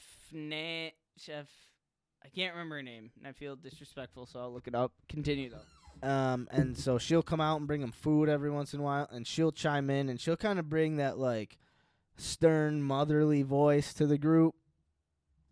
For the one podcast I saw of it, I mean, I think they're probably like Chef Nancy, yeah. Chef Nancy, Chef yeah. Nancy. I'm sure they're probably like 60, 70 episodes in at this point, but Yeah. from the one I saw, she kind of came in and kind of like, because there's four dudes, right? And they're all kind of alphas, right? You play in the NFL, I feel like you almost have to be some type of alpha male in one way or another. Yeah. Right? And so she'll kind of come in and just kind of like bring them all together and say where some people are connecting and she's really good at like picking up on everyone's point of view and wrapping it all together. I mean, you got dudes. I mean, she's dealing with Brandon Marshall from, Chicago Bears originally, but And Brandon Marshall's beat some women too, man. But yeah. he's come a long way. He's come a long way. I mean, obviously you those are your demons. That's where dude, the few episodes I've seen, he yells, man. I've met a lot of. I know people like that. His you know, emotions just get him. But then you also have people like Chad Johnson. You have characters who are like Channing or Chowder, right? Crowder. Fucking Chowder. I'll call him Chowder.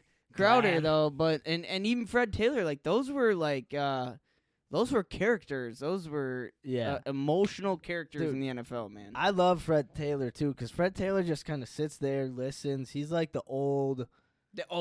Like, dude, I've been a running back. I've taken my poundings. I've given beatings. I've lowered my shoulder. I've taken shoulder blows. I've done it. I've lived it. No one can tell me otherwise. And he just sit and he's awesome, man. He's really cool to listen to, just because he doesn't get too hyped. He doesn't get too low.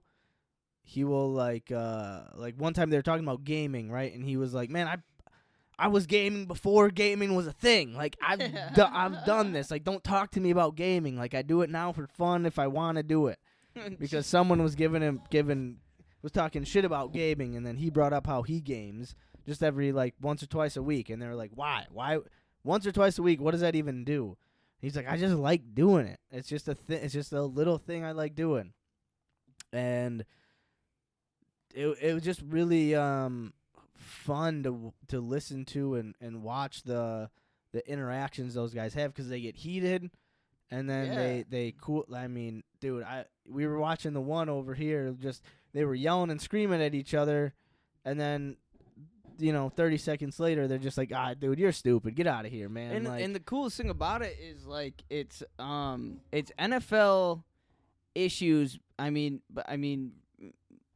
Like, real life issues, but also, like, getting to hear it from all-time greats in the NFL in a natural, organic voice, in their own personal being and feelings about it. Like, dude, listening to Andre Johnson, the episode we were watching before we started. Humbling. Like, he's a humbling man. Like, they were all saying, like, when you speak, people listen, dude, because you don't. Dude, and he didn't even fully understand how much people listen to him or how much people respect him in that city. Like, he did do a point, right? Like, he did understand that, like, okay, I want to say something about, I can't remember, it was like the situation. Yeah. He's like, I need to say something, I should. And then, but he he just wanted to say something so, like, the city, it was almost like he wanted to make sure the city knew his standpoint on it, but he didn't know by him saying that it would make the city, like, such a it would be polarizing over the city more than just the city going, oh, this is what Andre Johnson said. It was the city going, holy shit, you see what Andre Johnson said? Basically, it's like, this is what the Houston Texans say, because at the end of the day, Andre Johnson's the greatest Houston Texan. Who else? I mean, Deshaun Watson, J.J. Watt. That's it. I mean, Deshaun with Houston Oilers, right? No, they were the Titans. That's the Titans. So the Houston Texans are the newest team in the NFL, and there's really maybe the Jaguars are one of the two, but Texans were after the Jaguars. Yeah, but nobody really other than Andre Johnson has come from, like, been a big name. Right. And, yeah, like, J.J. Watt, obviously. Right. Hall of Famer. But, like... But not to the same... But not to the same extent. Like, offense is different. It's just different than defense. Yeah, like, and just the impact he made, just the player he was. And, like, I guess until they said it, I didn't really realize it, where it's like, yeah, I guess I've never really heard shit from Andre Johnson. Because he was just like a dude. I'm this good. I'll play. Like, you want me? I'm on your team. Like, this is what. He came from Texas? Miami. Miami? Yeah. Oh, it was Miami. Oh, man. Like, and think about that. Ed Reed, Ricky Williams. No, Ricky Williams was Texas. Fuck. Edrin James. Yeah, that's who you're thinking of. Yeah. But just like players, like, I mean, even Ed Reed, like, you talk with the way you play. Right. And when you do talk, it's heard.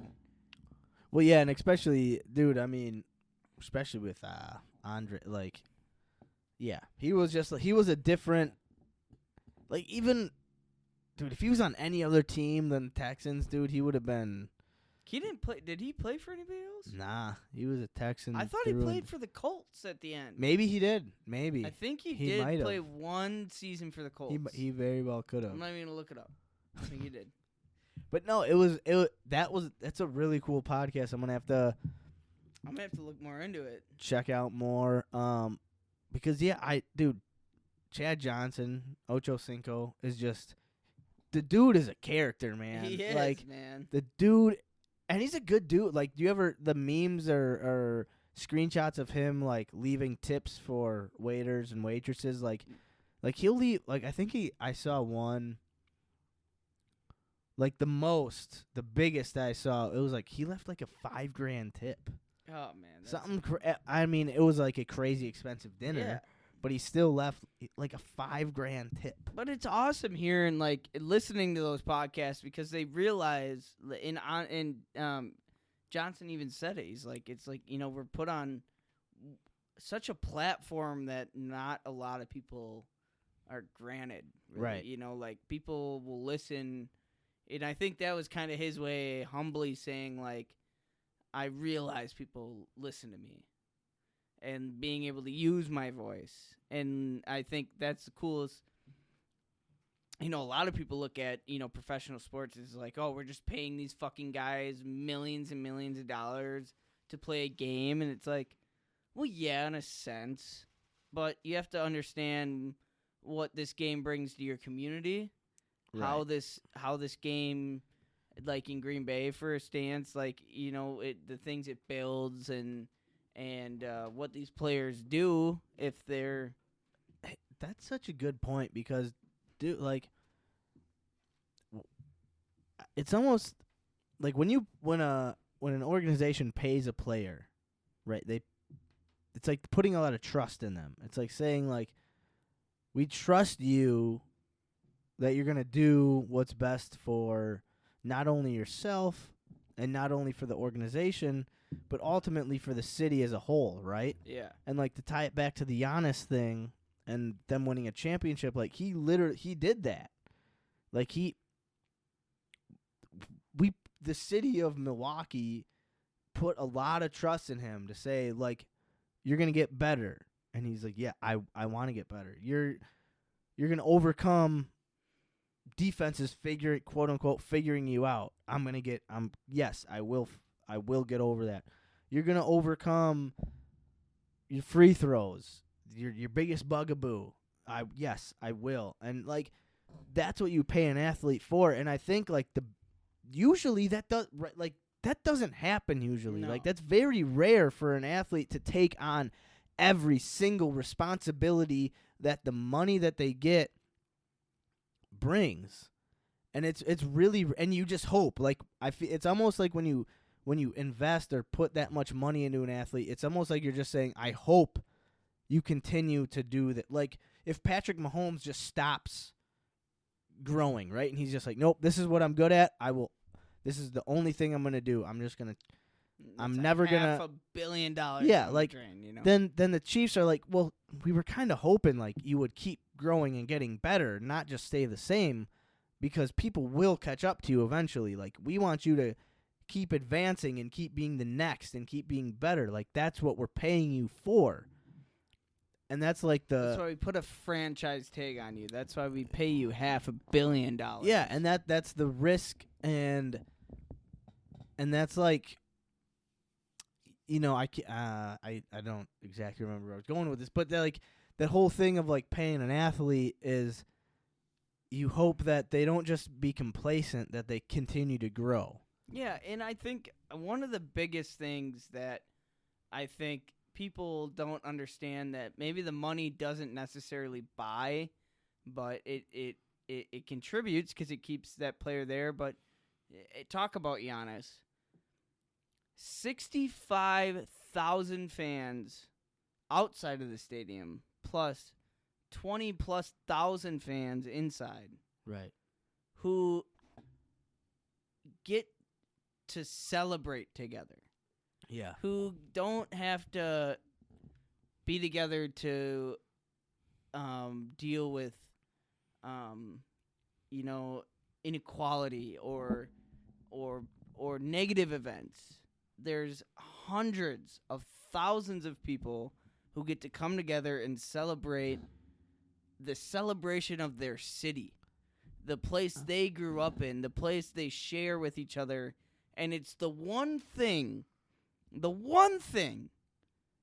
sports does that nothing else does, is brings millions, thousands of people from different backgrounds, from different ethnicities, together to celebrate. It doesn't matter what fucking color you are. It doesn't matter where you're from. The Bucks just won the NBA championship. I love you because you love the Bucks. Let's celebrate together, and let's just enjoy life. That is the one thing that, yes, maybe money does buy because the players are there, but that's the one thing that people don't understand that sports brings to a place. The things the Packers have done for my life.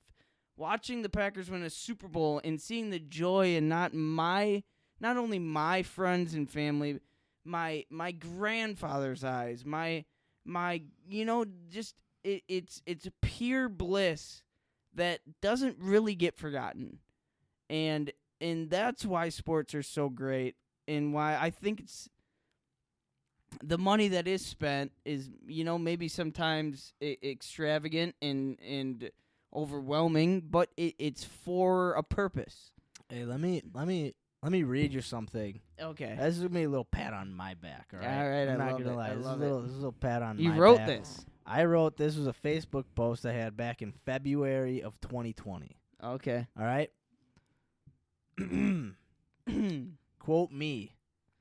Giannis should be the first athlete to get $1 billion contract. He built the Pfizer Forum and basically revitalized the city of Milwaukee by himself.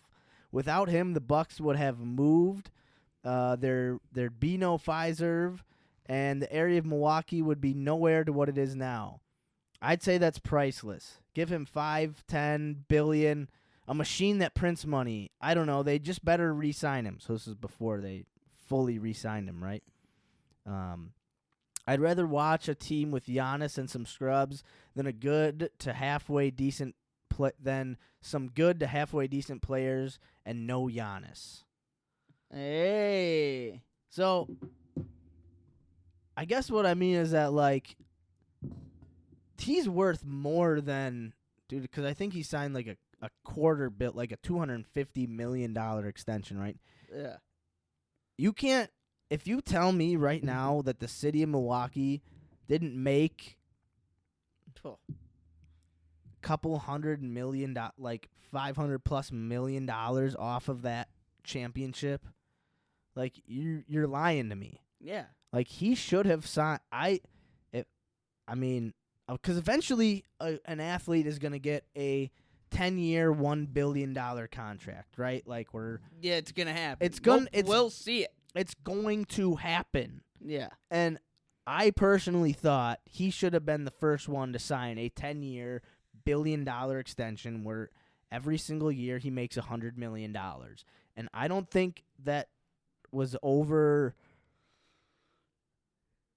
And that, like, I still believe that. And I think he should not come to training camp next year and hold out for a $100 billion contract. Hey, man, and you're not wrong in a sense because, like, it's like we were both coming down to, like, it's bringing more than he's not just making that money. He's making your city money. Exactly. Millions and millions of dollars of money. And that's the same with Aaron Rodgers. That's the same with Devontae Adams. People don't understand the money that they're making. And Right. I think a little secret just got kind of brought out in the Packers shareholding meeting of how much revenue they make from these players in these games that they just fucking stash away Oh, yeah. in cash Oh, yeah. that people don't understand that the Packers are holding out on. Pablo Escobar of the NFL. Yeah, exactly. Exactly, man. Where there's so much money Yeah. in cash, in a stash, in a piggy bank, in a Curly Lambeau Vince Lombardi piggy bank that the Packers are just sitting on and are like, well, I mean, we only want to pay you this much. They just got money comes. Yeah. Like, you grab me a Busch Light? Wait, you want a Busch Light? Yeah. Oh, okay. No, I asked you to grab me a Busch Light because I wanted a. I didn't know if this was like part of the set. Like you're No. like, hey, like you're making billions of dollars. Like, hey, can you just pass me a Busch Light? Nah, really, just give me a latte, bro. This is the best show we've This ever is a done. good one. Yeah, so that was the podcast. You listened to. I listened to the podcast Kärel sent me. Yeah, it was really good. They had on. So I guess I could actually talk about the podcast. Holy shit, dude! I We've listened to. like, I love this part, this podcast, this one. So one of the things Yeah. these guys talked about, they actually in this podcast talked a little bit about mental health. yeah, They talked about their guest on the show was the University of Central Florida, the former University of Central Florida kicker, who had a YouTube account and was monetizing off his YouTube account because he would do these crazy kick shots. Like he's a phenomenal kicker, and the NCAA found out about it and said, hey, like you either have to stop doing your YouTube channel or demonetize it, or if you play for UCF or UCF, you have to demonetize your YouTube channel. You can't make money off of it, or you just can't play sports for us. So he said, well, I'm just going to keep the YouTube channel going, and I'm going to make money, and I'm just not going to be a kicker. So they had him on the podcast, and they were kind of talking about just, like, what's too much on social media and what's not enough. Like, Chad Ochocinco posted something with him and his wife in bed, and they were both, like, giggling, super happy. So Crowder was giving him shit, like, oh, we all know what you did after you posted that video. Like, that's a sacred time. Like, don't be posting that. You know, the bedroom, the parents' bedroom is a sacred place, blah, blah, blah. Like, why are you posting that? And they were just kind of going back and forth. You know, like, Ochocinco was saying how, like, but to me, that's like, if I want to post that, and I'm like, me and my girl are cool posting that, what does it matter to you? Like, we are cool with it. Like, I don't live my life thinking or second guessing that post, but if you do, like, that's on you then, or things like that. And it was just interesting to hear people's perspectives on, like, social media stuff. Like, I don't know if I'd be super comfortable posting like that type of yeah, content or whatever. Whatever, like, intimate situation. It doesn't have to be even like a sexual thing. It could just be, you know, like, if you and your partner have like a restaurant, it's like your secret place that like only you two go. Yeah. Like you don't post that, or if you have like a certain whatever like hand signal or whatever like little thing you two have that's sacred, like is it too much to post it, or if you both agree on it, is it not enough? And so they had that type of conversation. They had conversations about like I want to know who this guy is. it's super interesting, like super cool dude. They had conversations about kickers being actual players, being actual athletes. And then this dude was giving stuff back. Like it was a really fun episode. Like Channing Crowder is such an interesting dude. He's kind of a goofy, but like very like intimidating kind of Southern. He's a Southern. He loves fishing. He just likes hanging out with his family, doing like family shit and like. So do you remember this guy's name, the kicker's name? I don't because let me see if I can find Destroying is that? Oh yeah, I was like. Because I mean I follow these little these things, you know, especially like Donald De La Haye. Oh, I think Also known as Destroying, is a Costa Rican yeah. No, I follow this dude. I do. That's so funny because this guy, like, he's everywhere. I follow his YouTube channel, and he's like, he goes out throughout the country, and he's making guala off YouTube. Yeah. And like, so last week, literally 2 days ago, I watched an episode where like he's an athlete. Yep. Like he's a ball player, but he went to like some town and must have known that it was a competitive town, knowing there was people there, and invited like college kids and even some high school kids to come together, and it was like the best. It was like quarterback, wide receiver. Remember playing that? Yeah. Yeah, and it was basically that, and it was like the last man standing wins $5,000. He brought $5,000 with him, and it was like brought all these guys together and was like, I got $5,000. Best motherfuckers step up. We're playing. This dude is he's a character.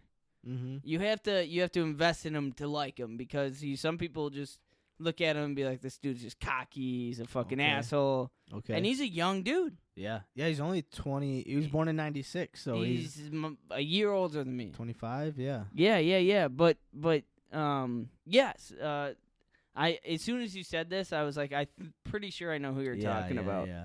But continue with what your thoughts were on the episode. And yeah, so they just talked about this, dude. They got into it about kickers, just about like this dude was saying how he could be a Swiss Army knife kicker, like he could kick and then run reverses or catch little bubble screens or whatever. And Crowder was like, dude, like there's 32 kickers, they're rare. Like to be a kicker and to be a starting kicker, like you gotta be elite. They can't use you as a jackknife player. Like, just what happens if you go on a reverse and you just get blasted by a linebacker? he's not a very big dude.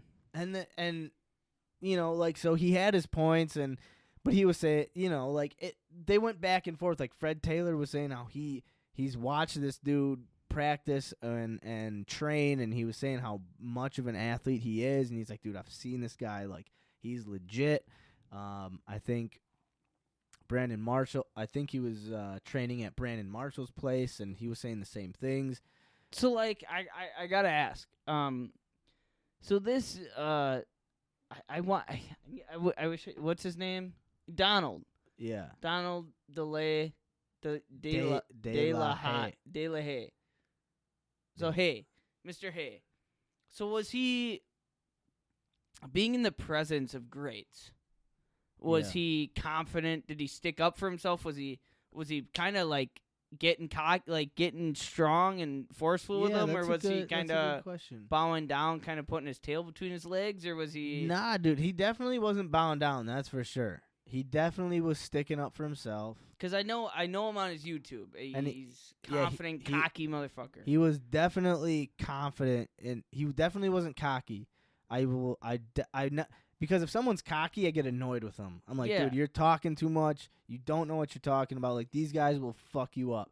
He wasn't cocky. He was like, I'm confident in my abilities, and let me prove it to you. Like, he was saying, like, dude, come see me. Like, come watch me. Like, he wasn't saying, like, I will do this, or he's saying, come watch me. Like, let's go. Like, right now, let's go. And, like, things like that. And not so. I definitely didn't think he was cocky. Probably the same thing Chad Ochocinco would say at his age. Very, very confident. But I also think, like, there were guys, like, there were more, there's probably, like, Fred Taylor and one or two other guys. I mean, either Chad or Brandon were probably giving him, I can't remember exactly how it was going, but he was getting, like, love from other guys. It wasn't just, like, him versus 3 or him versus 4, whatever it was. It was him and another person, kind of, like, not verse, because they're not really against each other. They're just it's I mean, on a podcast like that, I mean, you even saw with, like, Brandon Marshall that argument, not argument, but, like, it's a heavy, you have to have your word. You have to stand your ground. Yeah, it's, and no one's trying to crush you. They're just trying to put points in your head. It's what's it called? It's I can't the words, but conversation. Debate. And then, there was a couple guys on one side of the debate, and there was a couple guys on the other side, and not once did I think this guy take it too far, or, I mean, he was, dude, I wouldn't, if I never saw his face, I would not have guessed he was 24. I would have thought he was, maybe my age. Yo, let me ask you this. Have you seen anything on this guy? Have you watched anything? I've heard about him, I've never seen him. Okay, so watch videos. Watch his clips. Like, he is an athlete. He is an athlete. Like, I bet. And he comes off like, when I first started kind of following him, I don't follow him, but I watch his videos because let me pull him up right now. Once you watch, like, a video on Facebook, they fucking always pop up. Right. So I just started watching, and he, like, it's like a very on the line of cocky and confident, but he has the right to just be confident in himself and cocky because he is an athlete. But he is impressive, dude. Like, he knocks down. I watched him hit some fucking, like, 50, 60-yard field goals. I've watched him run routes on people. Like, he's an athlete. Okay. Okay. So, and also, I mean, if you're getting invited to a room with Brandon Marshall, Chad Johnson, Crowder. Crowder. Yeah, and the old Jag bag. Like, you're something. No, well, dude, I mean, this guy's got 1.4 million followers. I would, if those guys didn't have him on, I would be like, yo, what are you guys doing? So that's the one you watch? Yeah, so that's the one I watched it with this guy. I mean, just really, like, they got heated. Did he get heated? No. He stayed very calm, collected. Dude, Brandon Marshall and Ochocinco got heated about, like, just, like, longevity of careers, right? Like, they probably always get heated. Like, Ochocinco was saying how, like, it doesn't matter. Like, he was like, science isn't shit. He was saying how, like, science isn't real. He's like, I ate McDonald's all day. He was like, your body's got to build up a callus to that stuff, right? Dude, he was like, it doesn't matter. And that's real, dude. He's always said that. Dude, he is. But, dude, the dude is just physically and just, he's gifted, man. Like, That's not why I think average people can't just eat McDonald's and be like, no, my body's building up a callus to it. Like, no, you just No. get fat and fucking turn into a piece of shit. But he like can eat McDonald's. he doesn't. He can That's eat why McDonald's. he doesn't get that. Exactly, and it's like, dude, you Was don't. that what Brandon Marshall was trying to say to him? No. Like, you don't fucking get it. Nobody was trying to say that to him. Everyone was like, there was one person on his side and then like 3 people on the other side. Where Brandon Marshall was like, dude, like it's you take care of your body, like you stretch. And Ocho Cinco was like, how often do you get hurt? How often do you get hurt? And he was like, I hurt my ankle. He was like, exactly. How often did I get hurt? And he was like, you didn't. He was like, Dude, exactly. And they He just started- didn't ever get hurt. And they just started yelling at each other, and it was entertaining. It was like, I thought it was hilarious. Did Chad Ochocinco, did he always, was he a Bengal through and through? You remember when he changed his fucking name? Yeah, Is he to Chad Johnson Ochos? again? I don't know, dude. I remember when he changed his I name to don't know. Chad Ochocinco. Dude, I think he was a Bengal through and through. I think so. But And he never but got he- hurt. So he was saying, like, he got in trouble from the NFL. He did some. I don't Yeah. remember. So I'm not gonna even guess. But he did something. So on the podcast, he was saying how like some of my years were cut short because I was a dumbass. And it was cool because he wasn't like, I got real like the NFL shouldn't have suspended me for this many games. Like it was bullshit. Or he didn't blame. He was like, no. Like, yeah, some of my longevity was cut short because I was a dumbass. Like, my dumbass did some dumb shit, but that doesn't mean that McDonald's had anything to do with it. He was like, dude. I just eat what you want and let your body build a callus to it. And then someone was like, this dude doesn't believe in science, right? So some dude was like, dude, I bet you this guy doesn't believe in global warming either. And Ocho Cinco goes, bro, it's 90 degrees outside. I came inside, it's 50 degrees, and just left. And I learned to love Ochocinco. Yeah. I hated him at first. right? Yeah. I hated him. I hated Terrell Owens. You hated the talkers. I hated. Who else was a talker? T.O. and Chad Ocho were like those Shannon guys. Sharp. Shannon Sharp was a talker. I mean, and then newer age, Richard Sherman was a talker. Richard Sherman. But what other wide receivers were like? Randy Moss. Randy Moss was Randy Moss, yeah. Yeah. But like you had to. I always respected Randy Moss. It was a weird respect because it was like you I hated him. fucking but hated you him Knew because like he was in the just- NFC North. Yeah, because he was a Viking. Yeah. And I mean, like even like guys like Tom Brady. I hated Tom Brady because of his greatness. Right? I don't hate Yeah. him anymore. I really don't. I like it came to the point where I had to respect him because Yeah. it's like, you know what? He's good. He's great. He's Yeah. the greatest of all time. Right. Exactly. I think everybody who is anybody can say that Tom Brady is the greatest of all time For sure. because of what he does. His credentials are everything. I don't think he's the greatest Yeah. athlete of all He's time. got the rings, man. Dude, when he holds up his 7 rings and it just looks like it drowns out all his other fingers. Oh my! If that's not one of the most badass pictures. There was like a picture that it was like Eli Manning Spygate, Eli Manning, like, and just named his, and like, dude, and now like he's getting like younger every year now. Yeah. Like he's younger than he was when he got drafted bullshit, from man. Michigan. Like, That's bullshit. I listen to a podcast too, but it's really not. No. Dude, okay, so no. I could just go on about this. Dude, I really could too because, I mean, we could. Me and Max were watching I Am Athlete before we came on, and we got here at 5:30, and probably started recording at like 8. 8. And I think at a point I looked at Max and I was like, "We gotta turn this shit Yeah, off." we gotta. Dude, it's so. It's so real.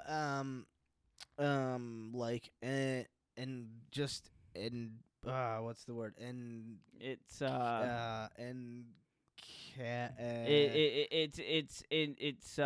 fuck. It's it just consumes us. It consumes you. It like grabs What, you and holds what word you. were you thinking about? Like encapsulating. Yes. It's encapsulating. Right? Encapsulating. It AC.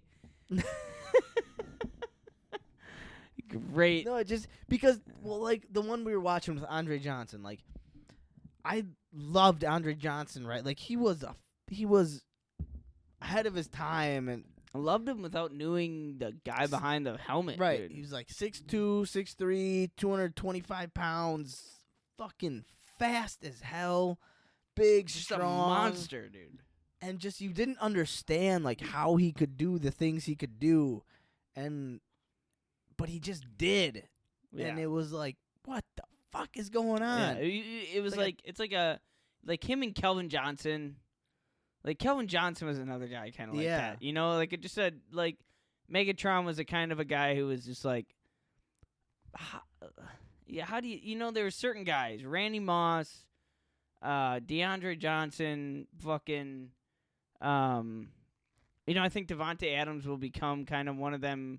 But Kelvin Johnson, DeAndre Johnson, like are different from Randy Moss's and T.O.'s. Like, they were big, strong, like overpowering guys. Where like Ocho Cinco, T.O., Jerry Rice, they were like, and Jerry Rice. I don't mean to put him he's ahead of the pedestal, but like just knew how to get away from guys. Yeah, no one could touch him.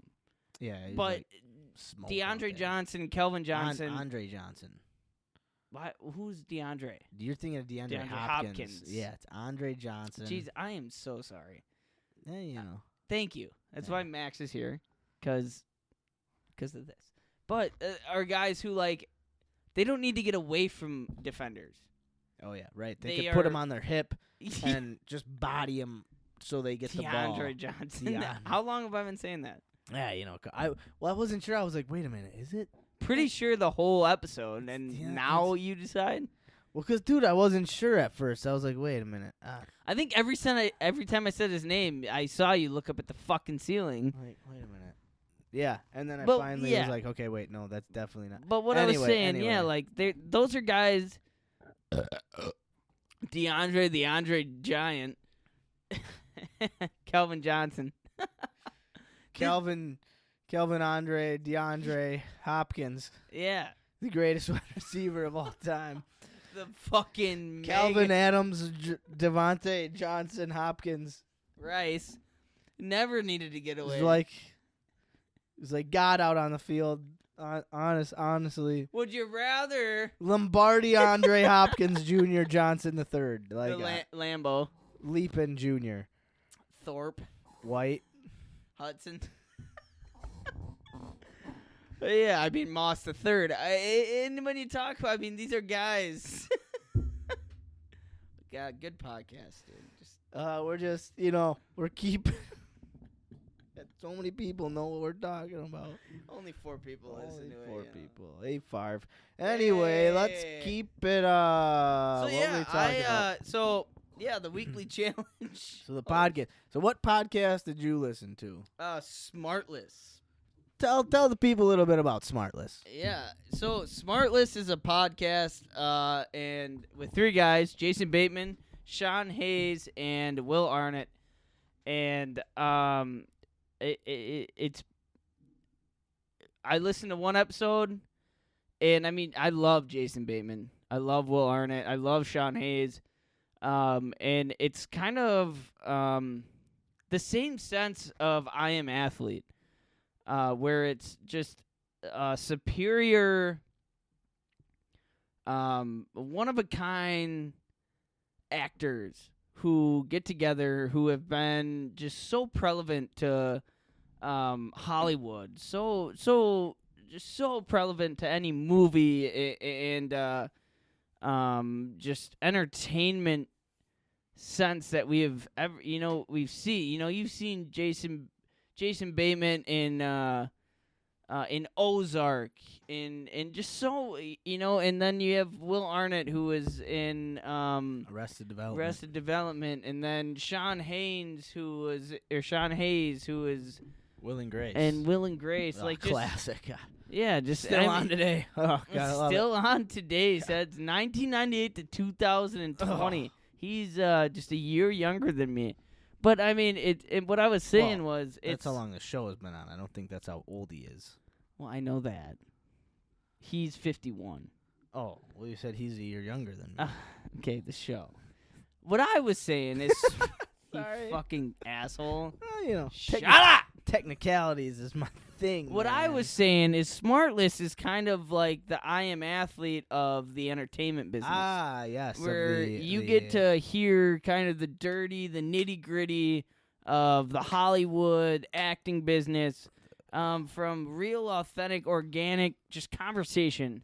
And so what I listened to the episode with Ryan Reynolds and Deadpool. And Deadpool, the 12 years of the Deadpool creation and just everything he did. Van Wilder, two boys and a girl, and where he started off, and how he came to Los Angeles. Jason Bateman was the first big star to ever kind of have contact with him. Really? Yeah, he was at some audition or something or in Los Angeles and walked past Jason Bateman. I guess Jason Bateman apparently is just a kind, awesome guy. Was just like, hey, where are you from? Kind of just introduce himself, and so they basically just cocksucked over each other the whole episode. One of my favorite Bateman quotes when he was like, I like to just say, "What's up, gang?" Even if there's just one person. Oh, okay. So I have to. Jason Bateman's the same guy who played in Horrible Bosses. Our Idiot Brother, or is No, that's Paul Rudd. That's Paul Rudd. Yeah, okay. Jason Bateman is. Do they kind of look like each other? White. They're both white. Kind of. I mean, if you've seen Ozarks and Our Idiot Brother, you should know that they're two opposite. I've seen both, and I've watched all of Ozarks and the entire movie of Our Idiot Brother. So I mean, yeah, they're pretty similar. Pretty. Have you So Paul Rudd is Ant-Man. Never seen Ant-Man. Paul Rudd plays a fucking superhero. And he's fucking awesome. Really? Yeah, dude, he's really good at it. I love Paul Rudd. Yeah, Paul Rudd's the shit. But no, Jason Bateman is Arrested Development. He's yeah, he's in that too. Yeah, he's like with Will Arnett. With Will Arnett. Arnett. Arnett. Yeah. Horrible Bosses. He's in the a bunch of shit. That movie with Jennifer Aniston. The family not family. That's Fockers meet. No. Who's anyway, it's some fucking movie with. Let's look at him. It is, huh? Dude. Check out Jason Bateman. He's in just an ungodly amount of shit, and it's all pretty damn good. Jason Bateman's the shit. Will Arnett is he is the shit. Is also the shit, and Sean Hayes I'm sure is the shit. I just don't know a lot of his movies. Not a Will and Grace fan, and that's I love Will and Grace. Nothing against so much Grace. Ozark, Arrested Development, Horrible Bosses, Game Night's great. Identity Theft. Jesus. Zootopia, The Change, The Switch. The Switch is with Jennifer Aniston. No, The Switch was with no. was with Ryan Reynolds. Yeah, that was a great movie. Little House on the Prayer Hole.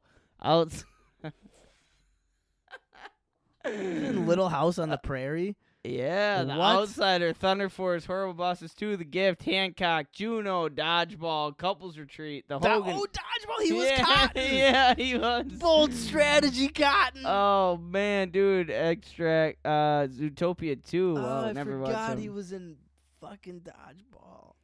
Looks like Tropic Thunder. He was in Tropic Thunder, Smokey Aces, The Effect, Love Stinks. I mean, just endless. Yeah. No. Endless. And wait, who's the other guy? Sean Hayes. Oh yeah. Or Will Arnett. No. See, okay. So while you look that up, one of the things I should listen to this podcast more because when we were listening to it, it was interesting. Oh wait, no, I was Okay, yeah. But one of the things that I like, if I'm listening to a podcast while I'm like working or throughout the day, it's hard to listen to 3 rich, famous people talk to other famous, rich people about daily life. What do you listen to? Fucking Joe Rogan and. Well, no, but I don't listen to him that often. What really. do you listen to? Do you have I anything you listen- actually listen to consistently? Yeah, well, like, I mean, anything you listen to is a bunch of rich fucks. but no, but that's, I'm not saying, Okay, like, I'm sorry. can't listen to it. It's just, like, if it, like, Rogan will have on, like, an expert in a field of something, right? And I'm not saying these guys don't, because I don't follow them as often, right? I think, yeah, I get where you're But like, if it's these 3 guys and LeBron James, I'm like, all right, well, man, like, they're just all 3 really amazing people. Plus LeBron, like, that's so cool. And I guess it's more like, Seems personal. no, it's like,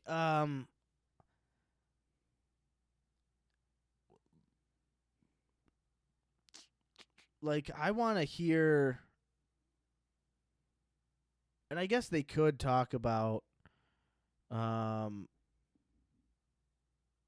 personal hardships and working hard and challenging situations. So you want to hear about struggle and No, I don't want to not hear about struggle necessarily, but like but I don't want to hear like for a Rogan podcast, for example. I don't listen to like him and like when he has on like Miley Cyrus, Kanye West, or whoever. Like, I don't listen to that shit. Or like, I like when he has on like a small like this guy. He just had a guy like Shane Gillis, who is an upcoming comedian who's like, he got kicked off of SNL for like some old skits he did from like back in the day, and like, he's like an upcoming comedian who's trying to make a name for it. He's super funny. He's got YouTube skits and channels, and he's like trying to make a name for himself. Like, he's working towards it, right? so something you can relate to more. Yes, or like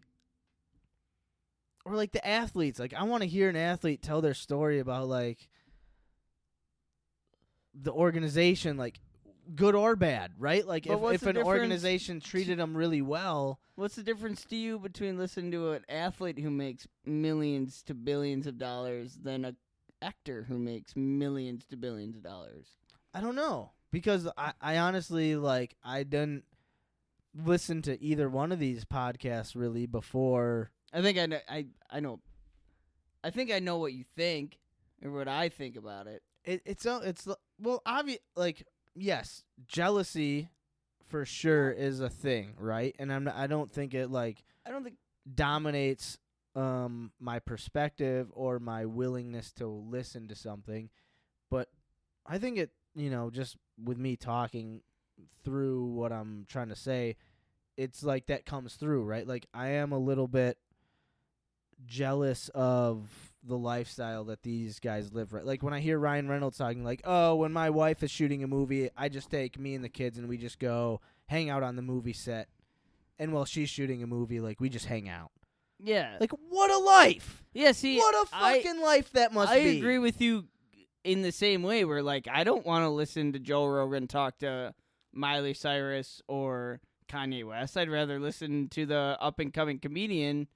And for me, it's because Miley Cyrus and Kanye West were at a point that this comedian was at where they were trying to get to that point. But Right. they're well past that point. I want to hear a person who's more closer to where I'm at, or maybe not even that point, but somebody who's working hard and isn't compromised or drowned by the success and fortune. I want to listen to a person who is fighting for it. And I think listening to athletes, no matter how much money they make, it's a constant battle of trying to compete and be better. and that's something I can relate to. Like, I can't relate to fucking actors. Like, it's a life that I don't think I ever would want, to be honest. No. I would never want Okay, so here's a great fucking point to this. Michael Jackson, before he died, had he rented an entire grocery store for a day so he could shop and know what it was like to grocery shop when he was 40-something years old, because he was so consumed from the time that he was a child that he couldn't grocery shop. Right. So one day he just rented a grocery store so he could go around with a cart and just know what it was like. I would hate that. I would hate for people to know my name. I would hate for people. I would hate to not be able to go into public. And I think it's a different sense for athletes where it's like, it's not as extreme. I mean, it gets to a point where you are a Tom Brady or you are a Kobe Bryant or you're, where it's probably harder, but like it's almost like most athletes are like local heroes. Yes. Yeah. And like, in their local market, they might not be able to grocery shop, but they go 50, 60, 70 miles out, 100 miles out. They're probably not getting recognized. They're not going to get noticed by everybody. They could probably go to fucking Kansas or go to Nebraska and shop at a fucking Pick and Save. You know what I mean? But if you're a Michael Jackson or you're a Denzel Washington or, anywhere. You're not going anywhere. Right. And so I think what I take from what you're saying is like, I can't listen to people to that stature because I can't even come close to comprehend what they're talking about. Well, okay, so like for an example, like when they were asking Ryan Reynolds, like, oh, how did you meet Blake Lively, the angel of your life? Like, I don't want to hear how two movie stars met. Like, sure, is it mildly interesting? Of course, like it's people's life, but I don't give they're a fuck movie about stars. Like, I don't want to like. Two amazingly beautiful, gorgeous people meeting on a movie set and finding out they want to buy a house together after a week. Like, that's not... Who gives a fuck? Did you guys win a Super Bowl at that? Well, yeah. But no, or, like, I don't know. To me, like, that's never... It's fucking stupid. Like, it's such a to my life that it's not real. Like, that would never happen to me or anyone in my like. But if it did happen to you, and that could happen to you. And it just won't be at the same level as what theirs is. Or it's not to say that like what they have or what they found is invalid or not real, or if someone in my life found that, right? Like someone I knew was like, oh, I met this person. It's so amazing. Like we just wanted to move in after a week. Like I wouldn't be like, ugh, get away from me. But I would give it more weight than someone like two movie stars. I'd be like, okay, you're. But we're like what you're saying. Like if it was somebody close to me, like my brother or my best friend, and was like, hey, I just met this beautiful girl and I'm head over heels and we're moving in with each other. To me, they'd be like, that's awesome. I'm so proud of you. But I'm not going to tune into a fucking podcast to hear somebody talk about it. Right. I don't give a fuck, to be honest. And I know that was just a piece of it. That was just, but when it was a piece. But if I personally am scrolling through podcasts, right, and I come through, Will Arnett, Jason Bateman, Sean Hayes, and Ryan Reynolds, I'd be like, well, this is just gonna be all them sucking dick about some awesome shows that they've been on, and that's super. And I'm glad I listened to it because it was very humorous. It's super humorous, super humorous, and it says more about me than about them, right? It says more like I am willing to pass judgment on something before I even give it a shot, right? And something I need to work on, obviously. But also, like, the way I think about it is I don't have a lot of time in my day to, like, spend finding the perfect pot. Like, I can't be like, okay, is this one going to be good? Okay, let me play it and listen to it for 30 minutes. Like, no, next one. Is this one going to be good? No, next I think one. exactly what you just fucking said, I think, explains it for me, where it's like, I listen to my certain podcasts or radio stations, or because it's things that interest me, that I take interest on a daily basis, where Right. like it doesn't consume my life, it doesn't really take a toll on my life. It's things that I am interested in and want to keep up with. And I think this is where we're opposite from people. Sports talk, where it's whether I want to know who's getting traded or who's on the free agent block or who's getting drafted. Yep. That's something I'm interested in, curious in. Right. Where, some people are who's the newest movie star, who's starring in this movie, who just got married to who's Right. watching the fucking Kardashians, Right. It's two different people where like I have too many problems, whether it's in my personal life, my relationships, to hear about other people's relationships and I know. and personal life. I want to hear about sports and comedians, because first of all, it has nothing to do with it. I really can't consume my own life with it. It's separate. So it kind of, first of all, takes my mind off my personal life. And when I get into shit like where, I won't lie, once in a while I will get sucked. My significant other kind of got my ass sucked into some fucking the Good Housewife shows. Oh, for sure. Like those little things like that, like are fun. Absolutely. But like keeping up with the Kardashians or things like, and I'm not fucking heating on anybody who loves that, because that's what you like to do. But like, I don't need to hear about relationships and shit. I want to hear about what fucking sports player is going where or whatever. Like, just because it doesn't have any impact about, I just can't have ill feelings about things. I don't know.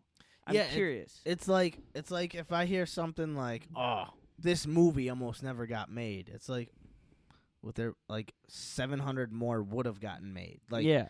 But if it's like this player almost got traded, it's like, holy shit! Like, or almost got drafted. Right? Like, the 49ers were this close to drafting Rodgers over Alex Smith. Like, but there was one guy in the room who was like, no, you got to draft. And that's a story I want to hear about. I don't want to hear about. I don't want to hear about a director who was like, I almost went with Tom Cruise, but instead I chose Robert Downey Jr. But see, that's the same fucking thing in a different headspace. Exactly. In someone else's brain, that is mind blowing. That is like, fucking. I don't feel. Do you? Okay. So you kind of brought up this whole kind of feeling jealousy's factor of like their the lifestyle of listening. Like, do you feel that with athletes? With or is that just kind of the bottom of the barrel thought where like you're more consumed of what's happening and who's getting traded or where like that doesn't even matter? Yeah, that's a good question. I think it's more of with athletes in sports, it's like a weird business, right? Like, every team is its own individual business, right? So like every team's decision. I think this beer is bottomless. Holy shit. Like, it looks bottom. I mean, drinking it for like 3 hours. Smash. Every team's decision is it's like a whole unit, right? But if one person decides to do a movie versus, or if one director or casting agent, whatever the fuck they do in Hollywood, goes with actor X over actor Y, it's not like, I don't know. It's different for me, and I don't know why. I don't. It's for me too, dude. And I don't. If someone came to me and was like, "Oh, but to me that's like movie like sports and the NFL draft is like movies and casting directors and casting for a movie. I'd be like, oh, okay, like can you explain that to me? I guess I couldn't tell you the difference. I can't. I mean, I couldn't tell you. I could guess the difference. I could guess the similarities and differences.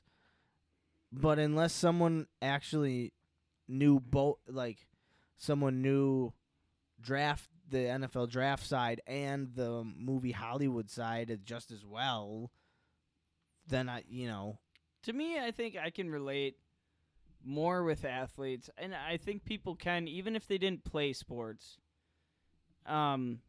Where, and maybe I'm completely wrong by saying this, but in athletics, a lot of situations, like, people are working their asses off to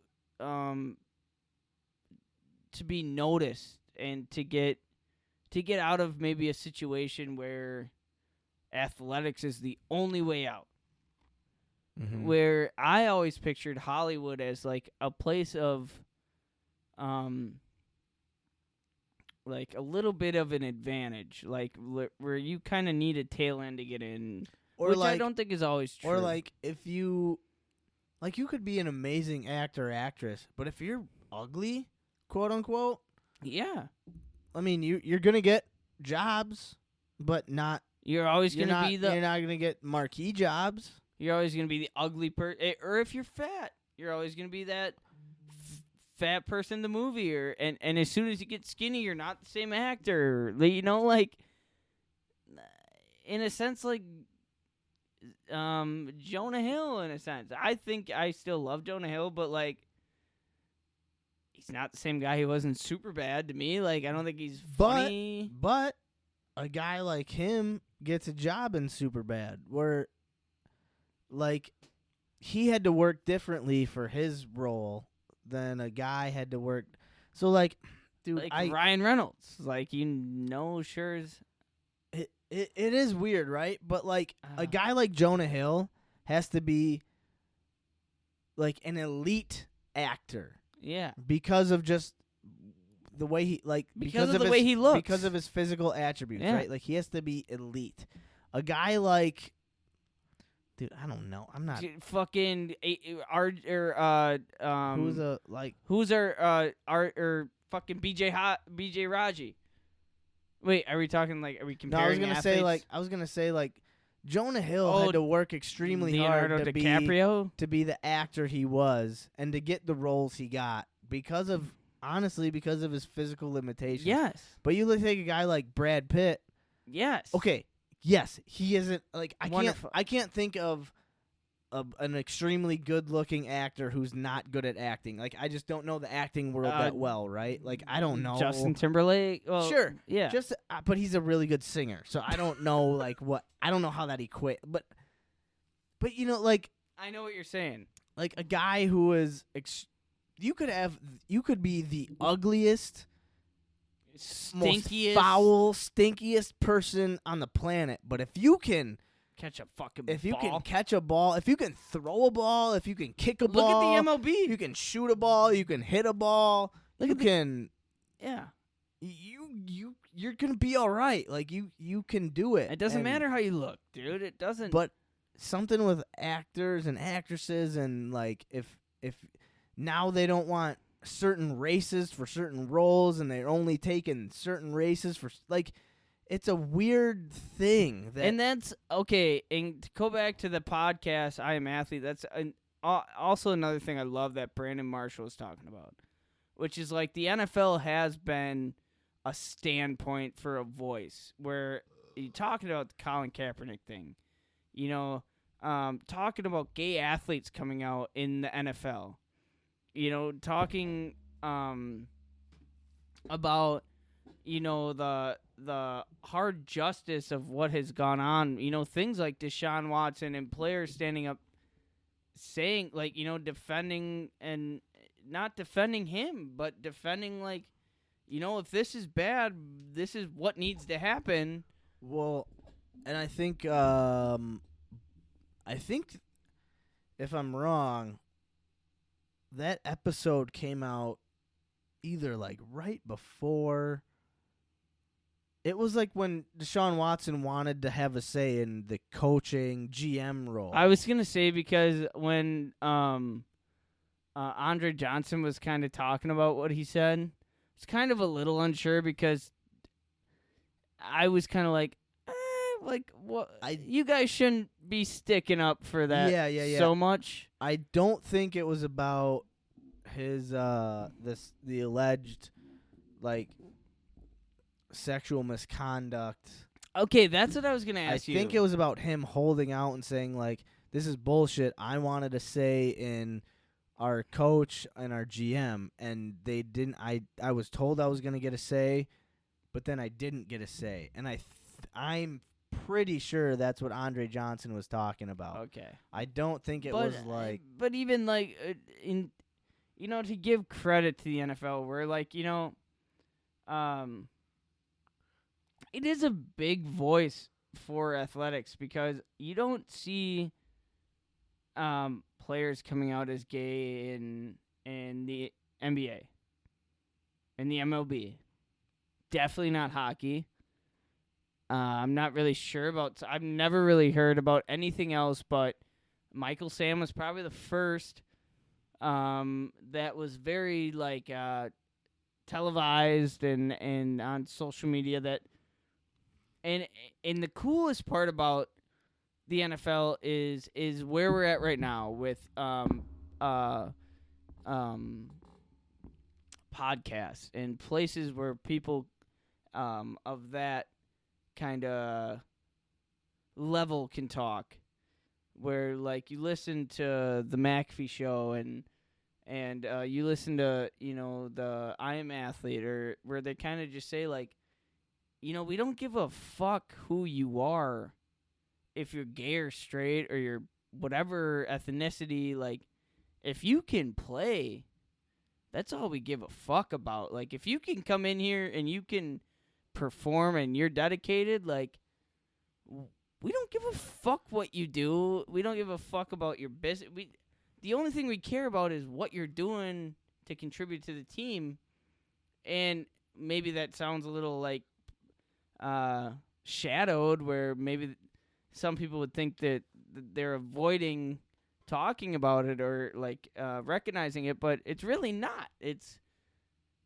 We're not overshadowing it. We're not recognizing it. We know this person's gay or this person's straight or this person's black or white, but if they're here and they're performing and they're giving the team everything they got, we don't give a fuck what you do.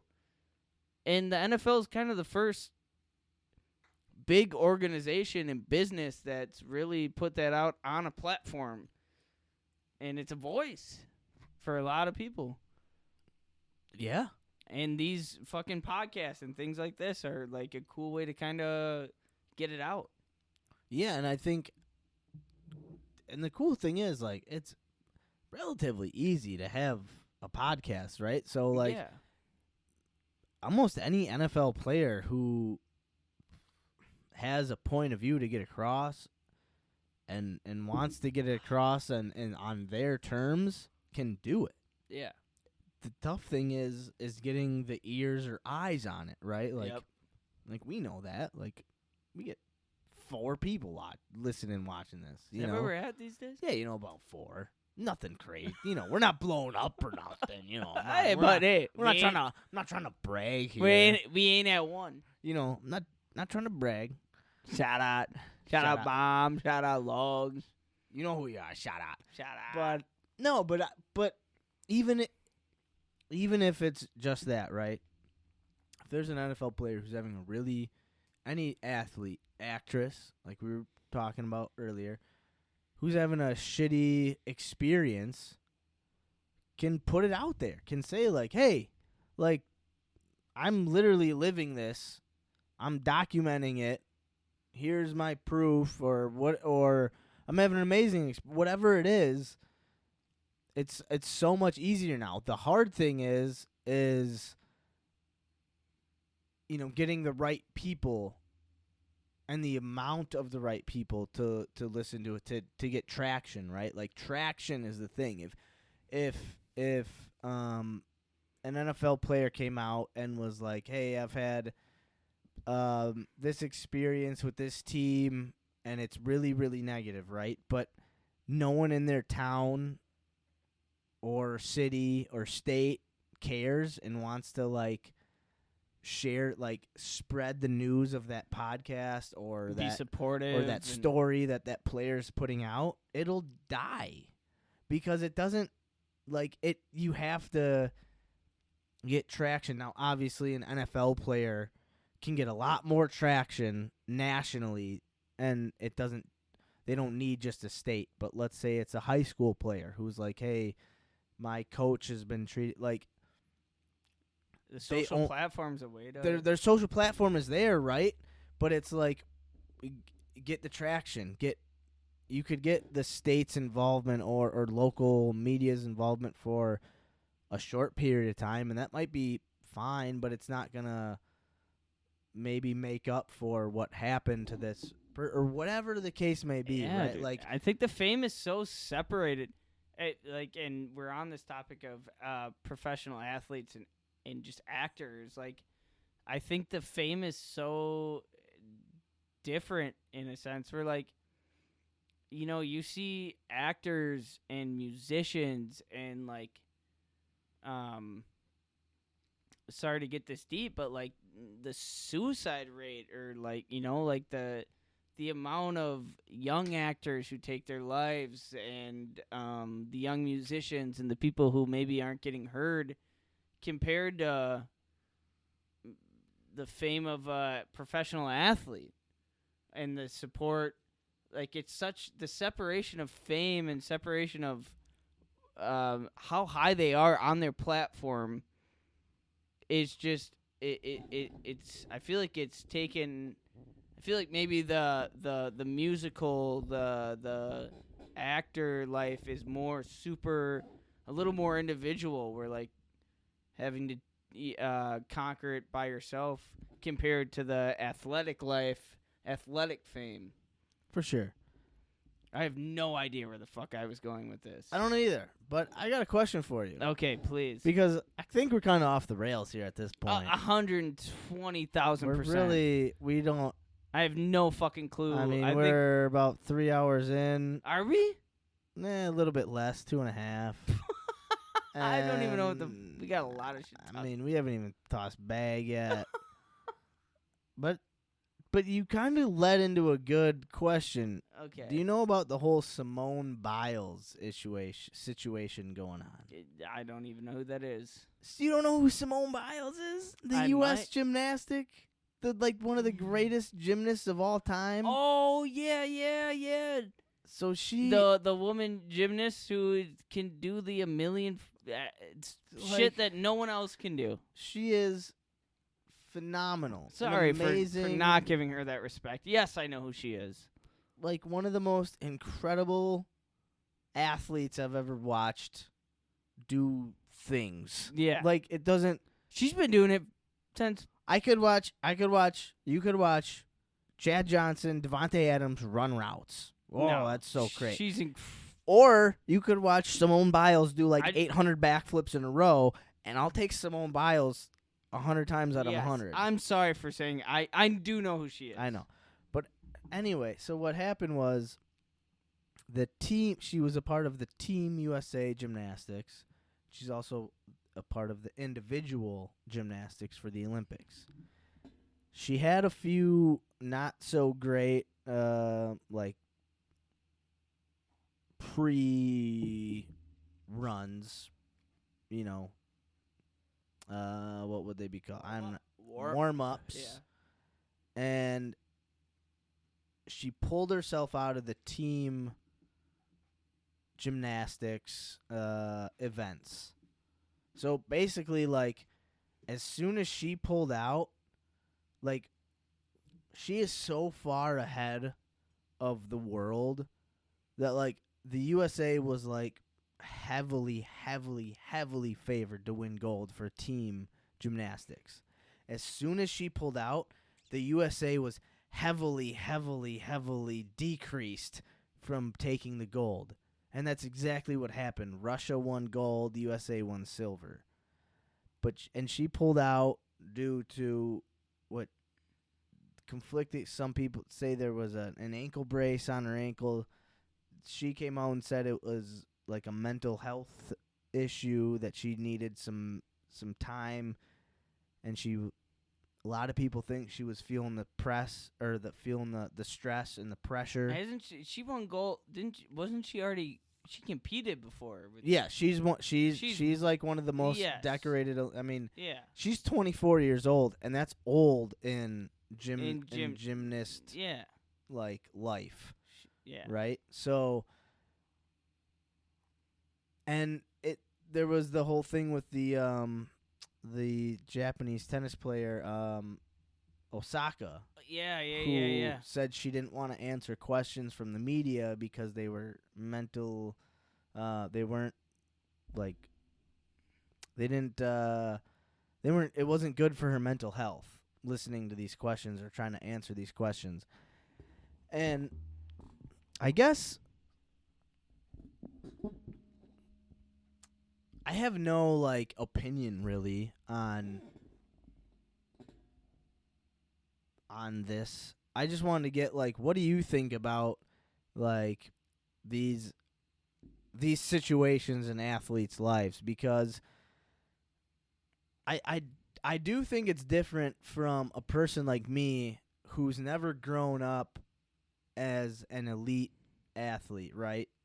And I have no idea what it's like to be scrutinized, to be written about, to be talked about, to be analyzed from the age that it happens to be these two women, but there are many athletes like this. But these two women in particular, I don't know what that's like. So as I've grown up and as I've gotten to the age I'm at, I've grown and I've looked at life and I go, oh, okay, well, life is hardship. Life is not just easy. You're really, really good. You get easy things handed to you. Yes, that is some people live that life, and, it's lucky them. Good for them. But 99% of the people, it's challenging, and you have to go through challenging things, and you have to work through hard situations, and you don't just get things handed to you. And I understand that from a different level than other people, and so on and so forth. Yeah. But when I hear about athletes saying that they can't handle questions from the media, and my first reaction is to say that bothers me, because it's like, really, that's what you like. That was Osaka. Her big thing was she couldn't mentally handle the questions from the media. Like, if she had a bad match, she didn't like when the media asked her about the bad match. Like, what was your mindset going into this point, and like so on and so forth with those type of questions. I think you got to think about it like this. These athletes have trained their entire lives for this. Whether it was the first Olympics they've been in or the second, they've spent their entire lives training for these Olympics. And you have to understand the insane measures that some countries, some athletes are dealing with. In South Korea, North Korea, the athletes, if they do not medal in their competition, or if they do medal, if they get, I think, silver or gold, they do not have to participate in the mandatory Hunger Games. They do not have to enter into the war. Right. Yeah, I gotcha. So like it's extreme. So like everybody in North Korea, like as you hit 18, you have to join the military. Right. So they gave the Olympic athletes an opt where if they medal, they do not have to go into the war. So you don't know what mental exhaustion these athletes are going to. No, I don't. And I'm not coming at you. I'm saying openly. In general, like, I'm saying in general right now. Okay. I'm saying like you take a person, you take these athletes. But one Okay. really quickly, real quick. most other like North Korea, that's like the only country where if you don't medal, like you're going to the. No, there's been other countries actually where somebody has gotten killed for not medaling. but not like. But not in the USA. But think about maybe the people who are training them. Maybe parents. Maybe trainers. Maybe Right. Maybe influence. It doesn't have to be to that extent.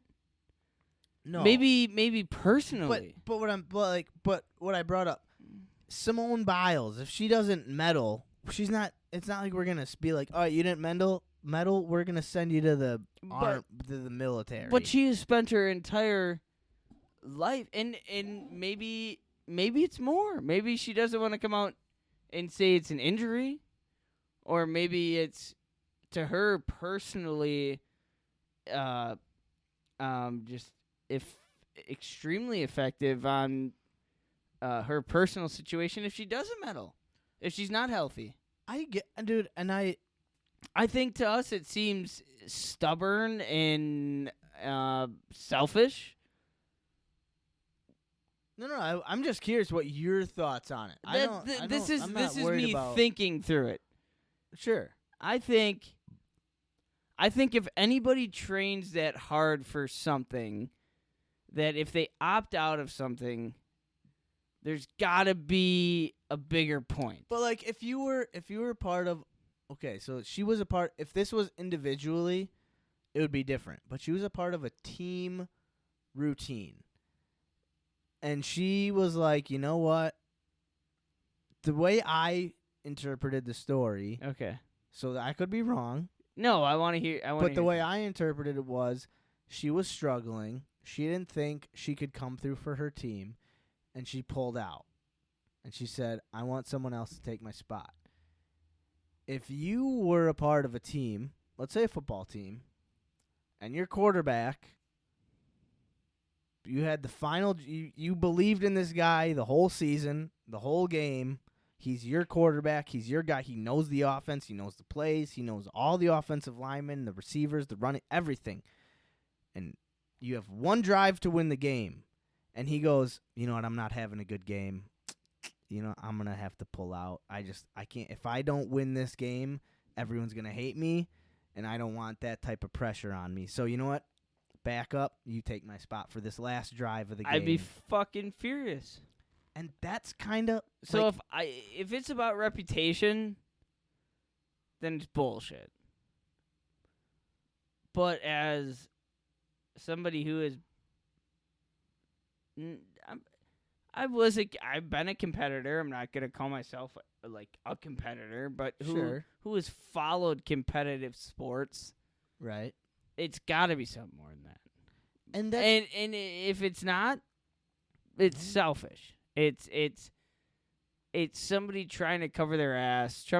Somebody who maybe wasn't ready, and is basically trying to let their team fail for them, I guess. That's what it seemed like to me, and I don't. And she's done amazing things, and she's won so many medals for the United States, and no one can ever take that away from her. But also, no one can ever take this away from her.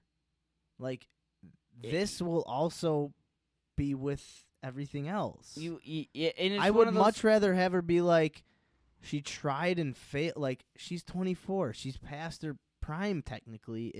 Which is fucking crazy to think about. That's a rookie in the NFL. But kind of. If you're there, give it everything you got. You know what? But also think about COVID's still very relevant. Maybe it could be something with that. I The yes. Delta strain is popped out Absolutely. in Japan. Absolutely. Maybe she has people who are in high risk. Right. And and you hope it's something like that. right, you hope it's But if something. it's not, if it's personal, if you compel yourself to a team, if you are the Aaron Rodgers of your Olympic team, if you are the Tom Brady, if you are the Giannis, if you are the person who put yourself in that position, you hold that position. Right. Because at the end of the day, no matter what you're going through, you, at that level of competitiveness, are pretty much expected to hold that ground. Yeah. And no matter fucking what. So, with that being said, I would hope and assume that it's something bigger than that. Right. And if it's not, then yes, I hold the same ground you stand, where at that level, you need to be there. And if at that level of leadership, you have to be there. And if you're not, then you better have a pretty goddamn good excuse for not. That's what I think. I'm if it was an individual events, she was like, I can't compete individually anymore. You're like, all right, All right. God bless. Yeah. But when you pull out on your team like that, like, something's weird. But anyway, I just wanted to get your perspective on that, since we were kind of talking No, thanks for bringing that up. about teams, and honest and mental health is a big thing we talk about a lot. Yeah, yeah. And she might have some very, very tough mental health issues going on right now. And I hope that if that is the case, that she gets it figured out. Yeah, I do too. The only thing, if that is the case, there would be some indication before the event. Yeah. You wouldn't just like all of a sudden be like, hey, this is new to me and I can't do this anymore. That's I as someone who is like, I'm like, personally, I don't It's the Olympics. I'm not like a full blown like, oh, I have anxiety, like I have all these things. Like, technically I think I might have some things. Like, I'm not fully. I struggle with it. I struggle with whatever. I deal with it though. But if I'm an Olympic athlete, I think I have that figured out. Like, I think I don't know. I don't know about saying that. I don't think that. I don't believe in that. I think I shouldn't say figured out, but I at least have it. It's going into the Olympics, if someone's like, "Are you good to go?" But that's pressure. It's anxiety. That's also But that comes with. That's a but part that of. comes with the Olympics. But it's also though. parts of being a human, where maybe you get to that stage, and then and I agree with you, where like maybe you should be more self-aware, but some people can't until they're on the stage. Then. You know what I mean? I do. I do. I don't completely understand it because I've never been there. Exactly. Exactly. And I understand what you're saying though too, where it's like if you're at that level, you should know where you're at. If you're going into the biggest event of your life, there should be no stones unturned. Yeah. That's all I'm kind of saying. And if there are stones unturned, then you know what? Like, figure that out. Yes. Fuck you, figure it out. Obviously, like, please, like, but like, what were you doing? Like, why were you not figuring that out beforehand? Yeah, and you also never know when shit's gonna hit the fan. You don't. And yes, But yeah, no. Just a little Hey, thought on that. Let's go play some goddamn bag toss. Get a little bag toss. Dude, I think this rolling. is the deepest we've gotten into Oh, every subject, bro. shit. What are we, like 5 hours into this Oh, bitch? 3.5, man. Are you serious? Nah, I don't know where we're at. I'm just throwing out numbers. All right, I'm going to man. go take a piss. Yeah. Me and Max are going to get this table set up. We're going to play some bag toss. Yes, sir. We talked about our weekly challenge, and then while we're playing bag toss, we'll just kind of talk about where the fuck this monthly challenge is going, what we want to do, where things are going. It's episode 34 of Hold Us Accountable. Episode Giannis. Yo!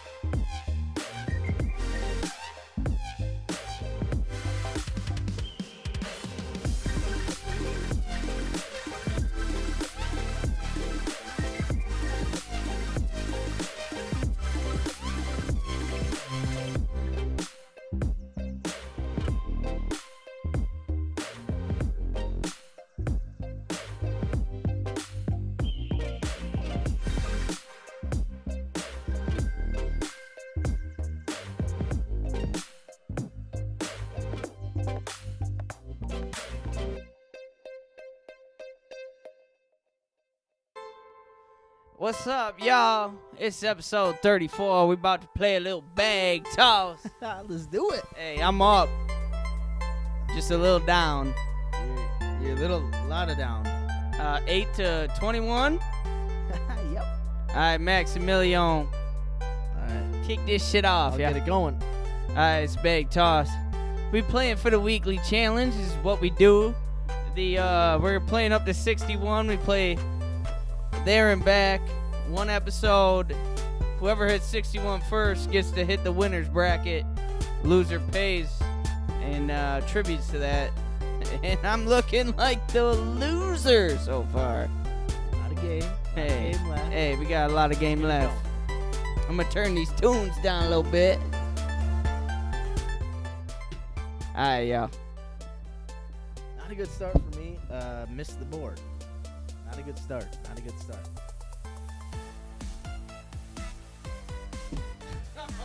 Kärel also missed the board. So, Yep. alright.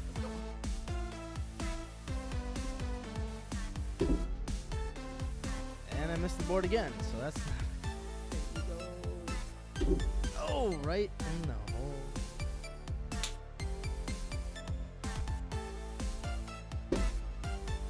Okay, so I at least made it onto the board. So Kärel's got 2 points, and Kärel got 2 points. All right. Shit! So right now it is 21 to 10. Alright, 21 to 10. We're gonna switch sides. I put one in the old hole. Alright. Yeah, we're playing games here. I'm gonna switch the song. Let me guess.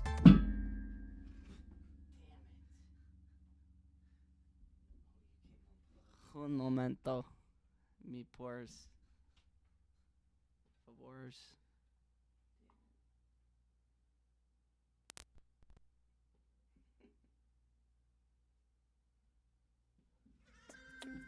Ah, we're back. All right, Max up. Oh, I'm up. Bitches.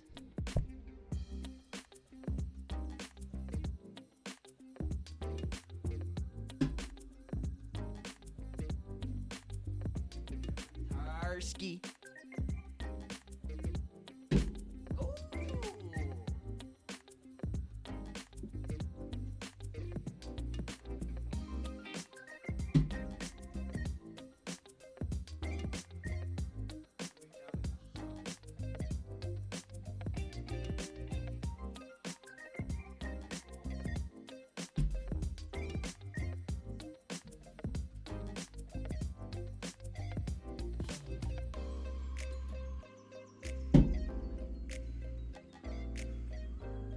I put 3 on the board. Maximilian's coming up for his 3rd shot.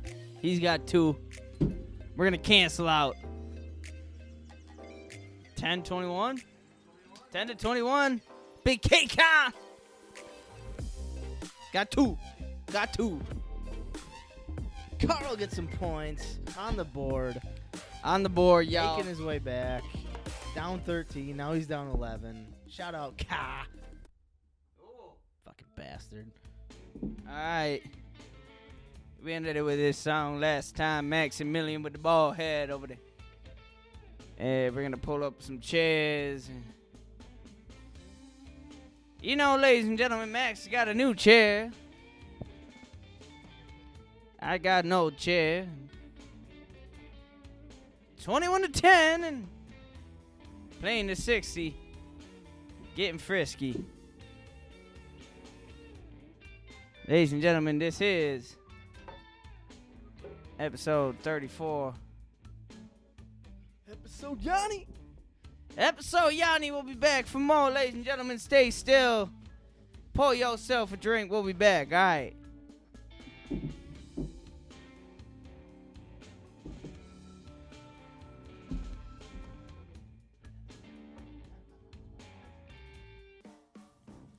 Yo! Hey, buddy. We're back.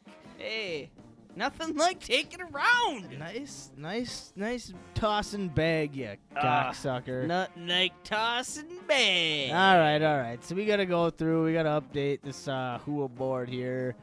Let's see. We had podcasting, whatever the fuck it was. Pick out a podcast episode for the other person. Which That's was 3-5 there, bud. 3-5. Thanks there, bud. Yeah. All right, so we'll move that down. Move that down, and then maybe we could put in tell Seamus to get his ass back to the podcast. Nope, don't think so. Let's do Go to a Packer training camp. Packer training camp. Now we can do something more exciting than that. Let's do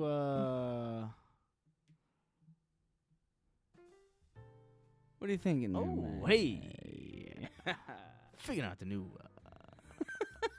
weekly challenge grid. How you doing? How you doing, ladies and gentlemen? We're out here trying to figure out the new weekly challenge grid. We just took off the board, pick out a podcast for the other person to listen to, and we're trying to fill in the slot. Hey, we're thinking right there. We're thinking really hard, but not thinking hard enough. We're thinking. I'm Let's drinking a see. beer. Max is drinking a beer, and we're How about we do a little bit of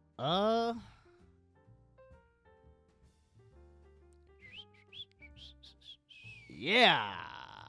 No, how about we do I feel like you got something. I don't. No, I Okay, honestly okay, am drawing blank. We're gonna do what we're gonna do. What we are going to do. Let's look at the board here. Let's look at the board. Look at the board. What do we got?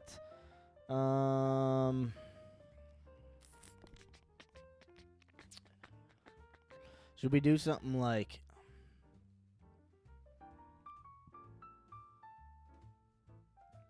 pick out a dinner for the other person to cook and bring to the show.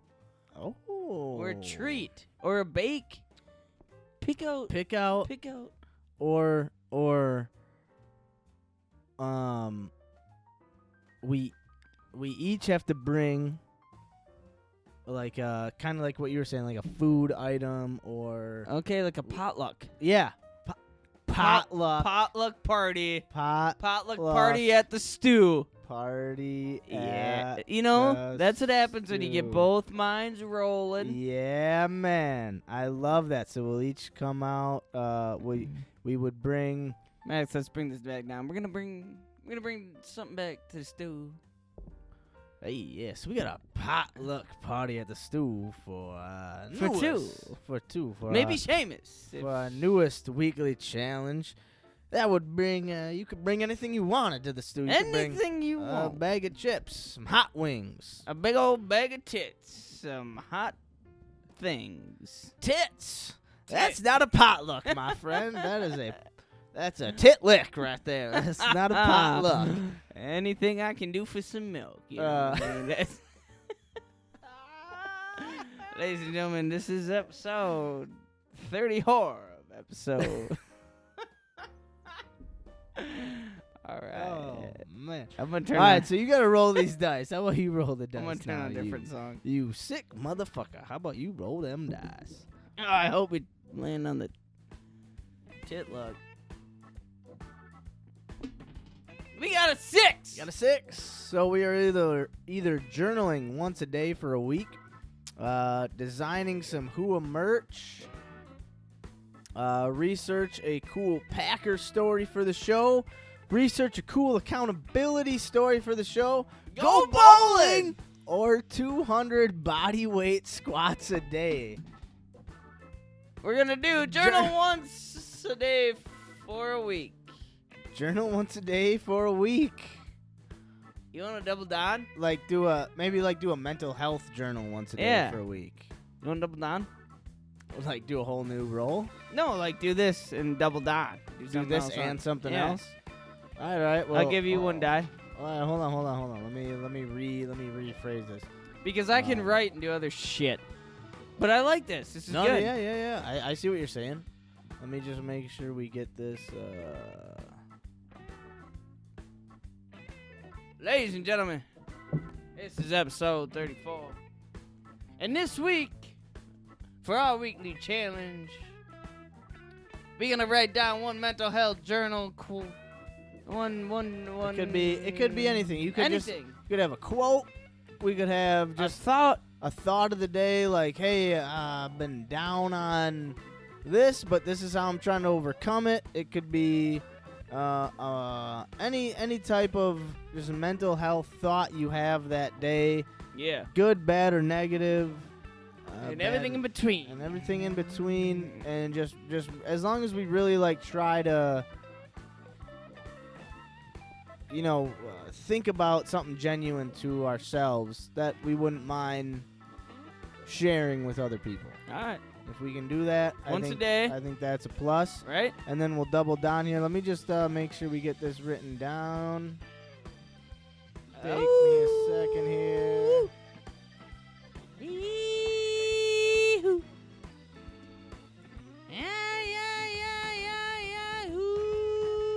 All right, let's go back to the grid here. All right. Ooh. All right, I'll roll first for the column. All right. All right, hold on. I'll roll first for the column. We got a All 1. right, column 1. Oh, mystery column. Not learning.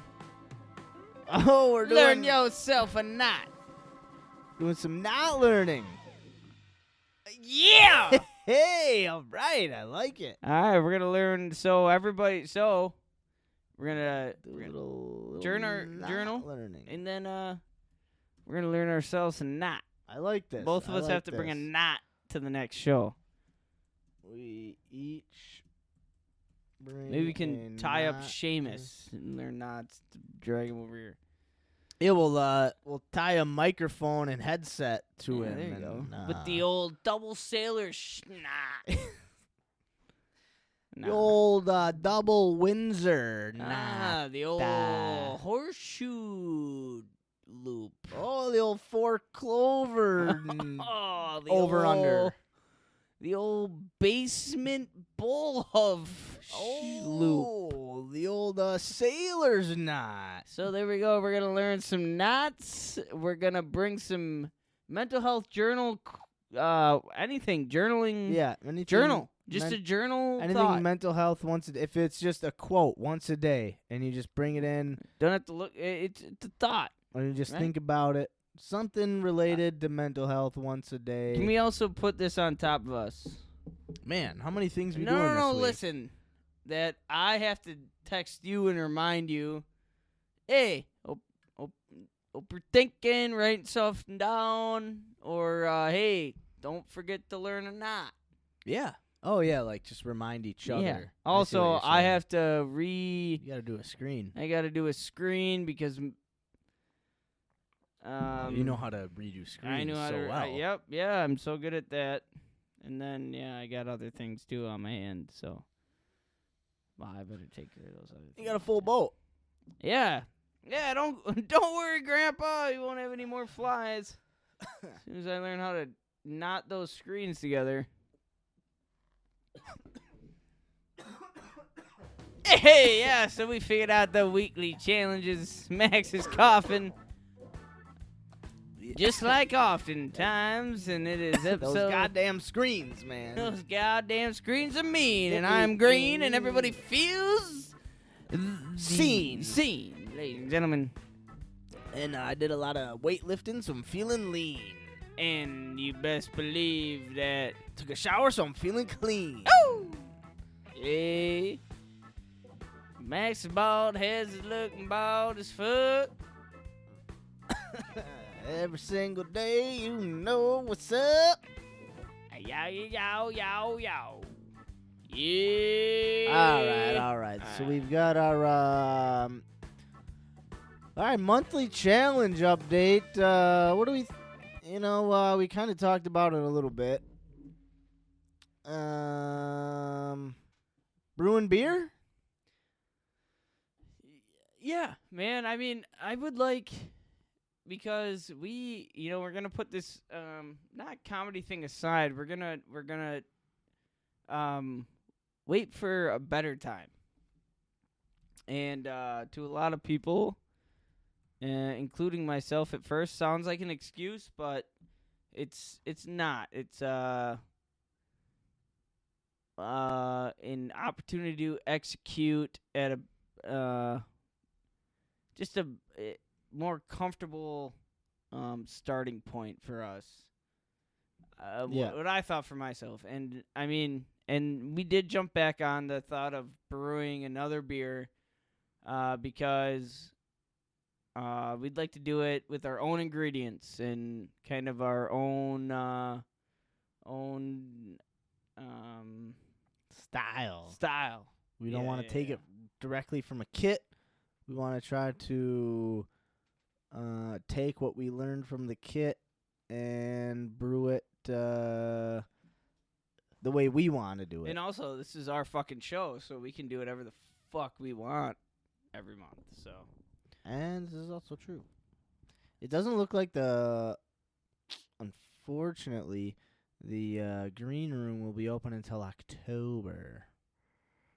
okay, so we'll have to figure out something. How in the fuck does a place stay open for 4 months in the summer? We'll just have to figure something out afterwards. But yeah, anyway, we're gonna let bygones be bygones. and bygones they will. And by golly, the green room is sucking a lot of guns. Let me tell you what. Just big old guns. And we will show up as soon as they Stop sucking the them guns. For whatever our fourth listener is listening. Yeah. Especially 5 hours in. Oh boy, Are we oh that- boy. We are pretty foreign, aren't we? Let's see. We got a little. Some monthly challenge. I don't know. We're gonna fucking make some beer. Yeah, I say. So we had some Packer talk. We have a bunch of mental health talk. We got a lot to save for episode 35. Episode 35 will be Electric. interesting. Electric. Hey, we gotta do. We gotta do you versus the dictionary. Oh yeah, we gotta do that. I got a joke. You got a joke. We can do. I mean, Short. we could do. Wrap it up there. We could do a little Packer talk after Yeah, the joke of the let's week to wrap it up. But let's do a little Kärel versus the dictionary, huh? Fuck. Let's get a little Kärel versus the dictionary going. Oh, it's good to be back at school. Hey, ladies and gentlemen, here we go. I got my back backpack again. on. Hey, it's good to wander the halls again, and I'm looking for a spelling bee indeed. Hello, I got a. This is episode 34, Kärel versus the dictionary. Let's see if we can And- take Kärel down again. All right, Max is on the books. All right. I'm on the thoughts. Ladies and gentlemen, this is Kärel versus the dictionary. So let's see. We were on letter. C. Or D.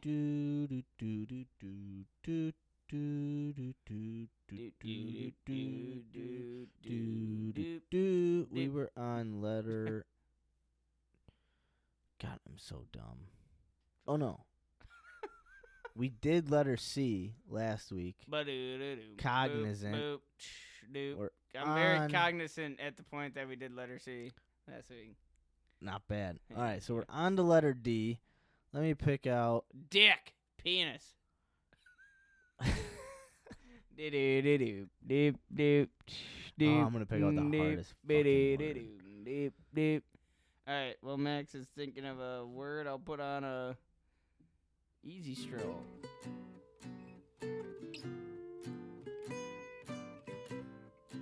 Oh.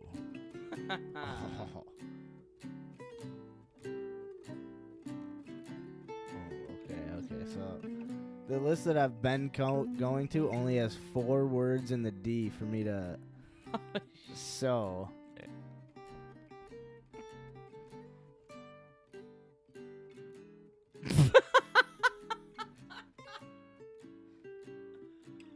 What? You don't even know how to pronounce it. All right, 3 out of the 4 I know. Alright, I'm turning off. So I'm gonna go with 1 of the 3 of the 4.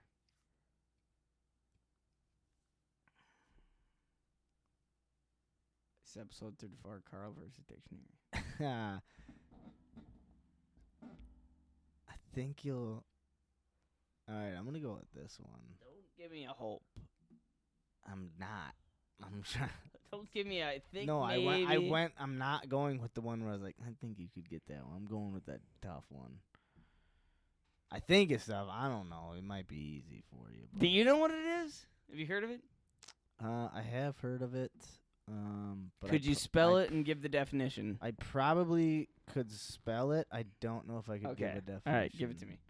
All right, hold on. No more Something's talking. Going all fucking crazy. Doop doop doop doop doop doop doop doop doop. I'm dreaming of a Oh, Kärel my versus goodness. the dictionary, Me too, man. just like the one I. All right. Okay. It is demagogue. What a demo. I don't fucking know. I know. What? Demagogue. Do All you- right. What do you want to do? What do you want to do first? Do you want to spell it or try to give me the definition first? What do you want to? Say it again. Demagogue. I think you could spell this one if you really, No. if you there's really no think, if fucking you way. really, if you. DM.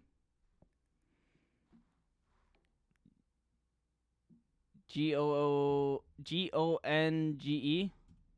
Hold on. Go back to your DEM. DEM. Demagogue. D-E-M-I. Damn, D-E-M-E. D-E-M-A. I have already tried, so now it's just up D-E-M-A. You spell it out now at this point. Demagogue. Demagogue. Yeah. D-E-M-E.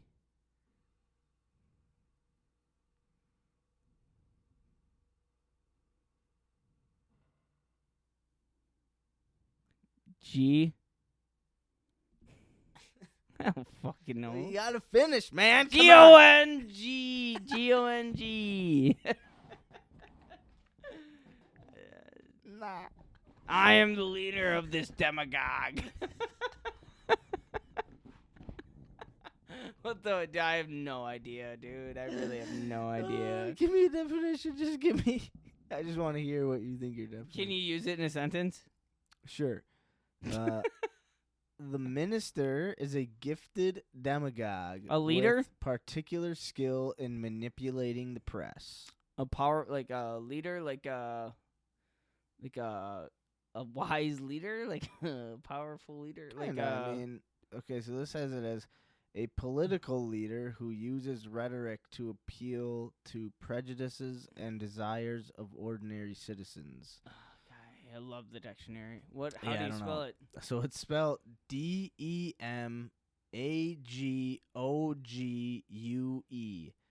Demagogue. Oh yeah, I guess.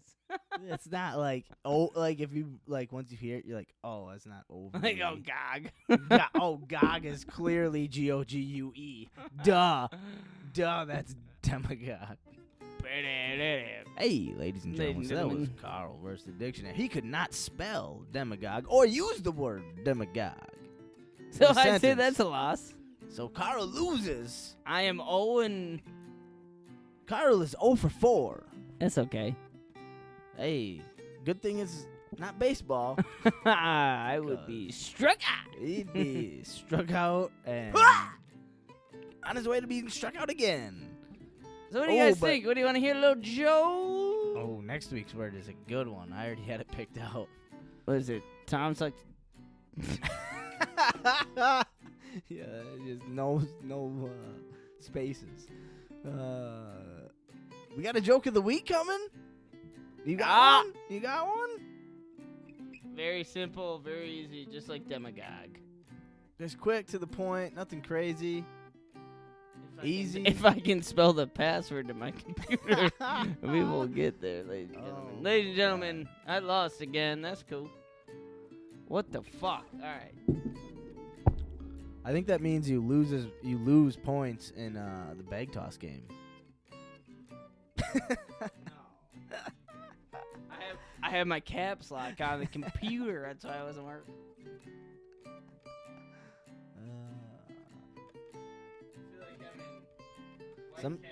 Sometimes it's fun.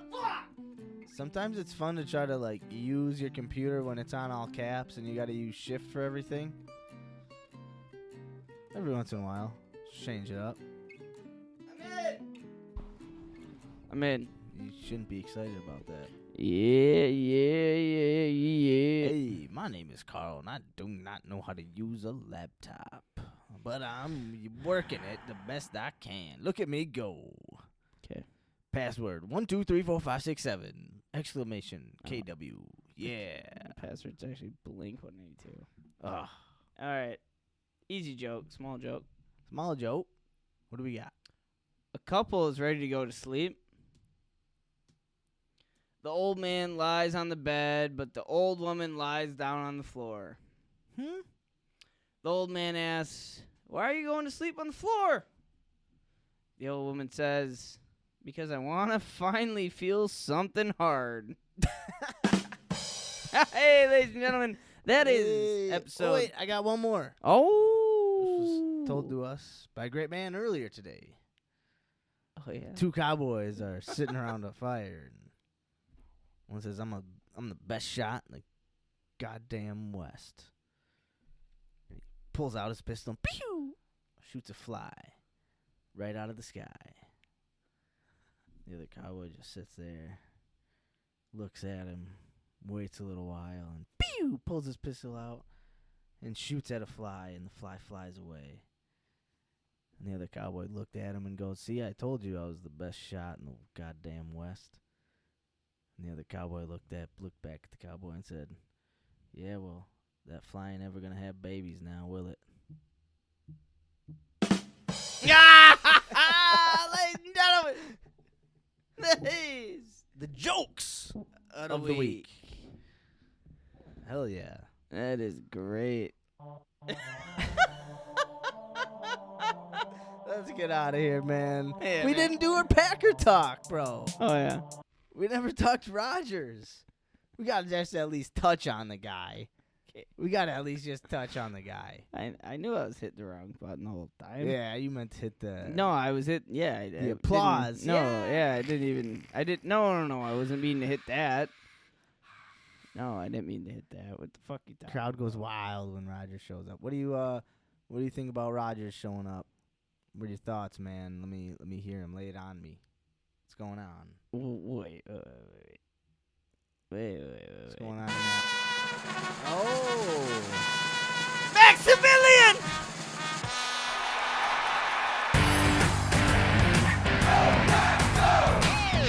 Yeah! Bitches! Hey, we back to pack and talk! One more time!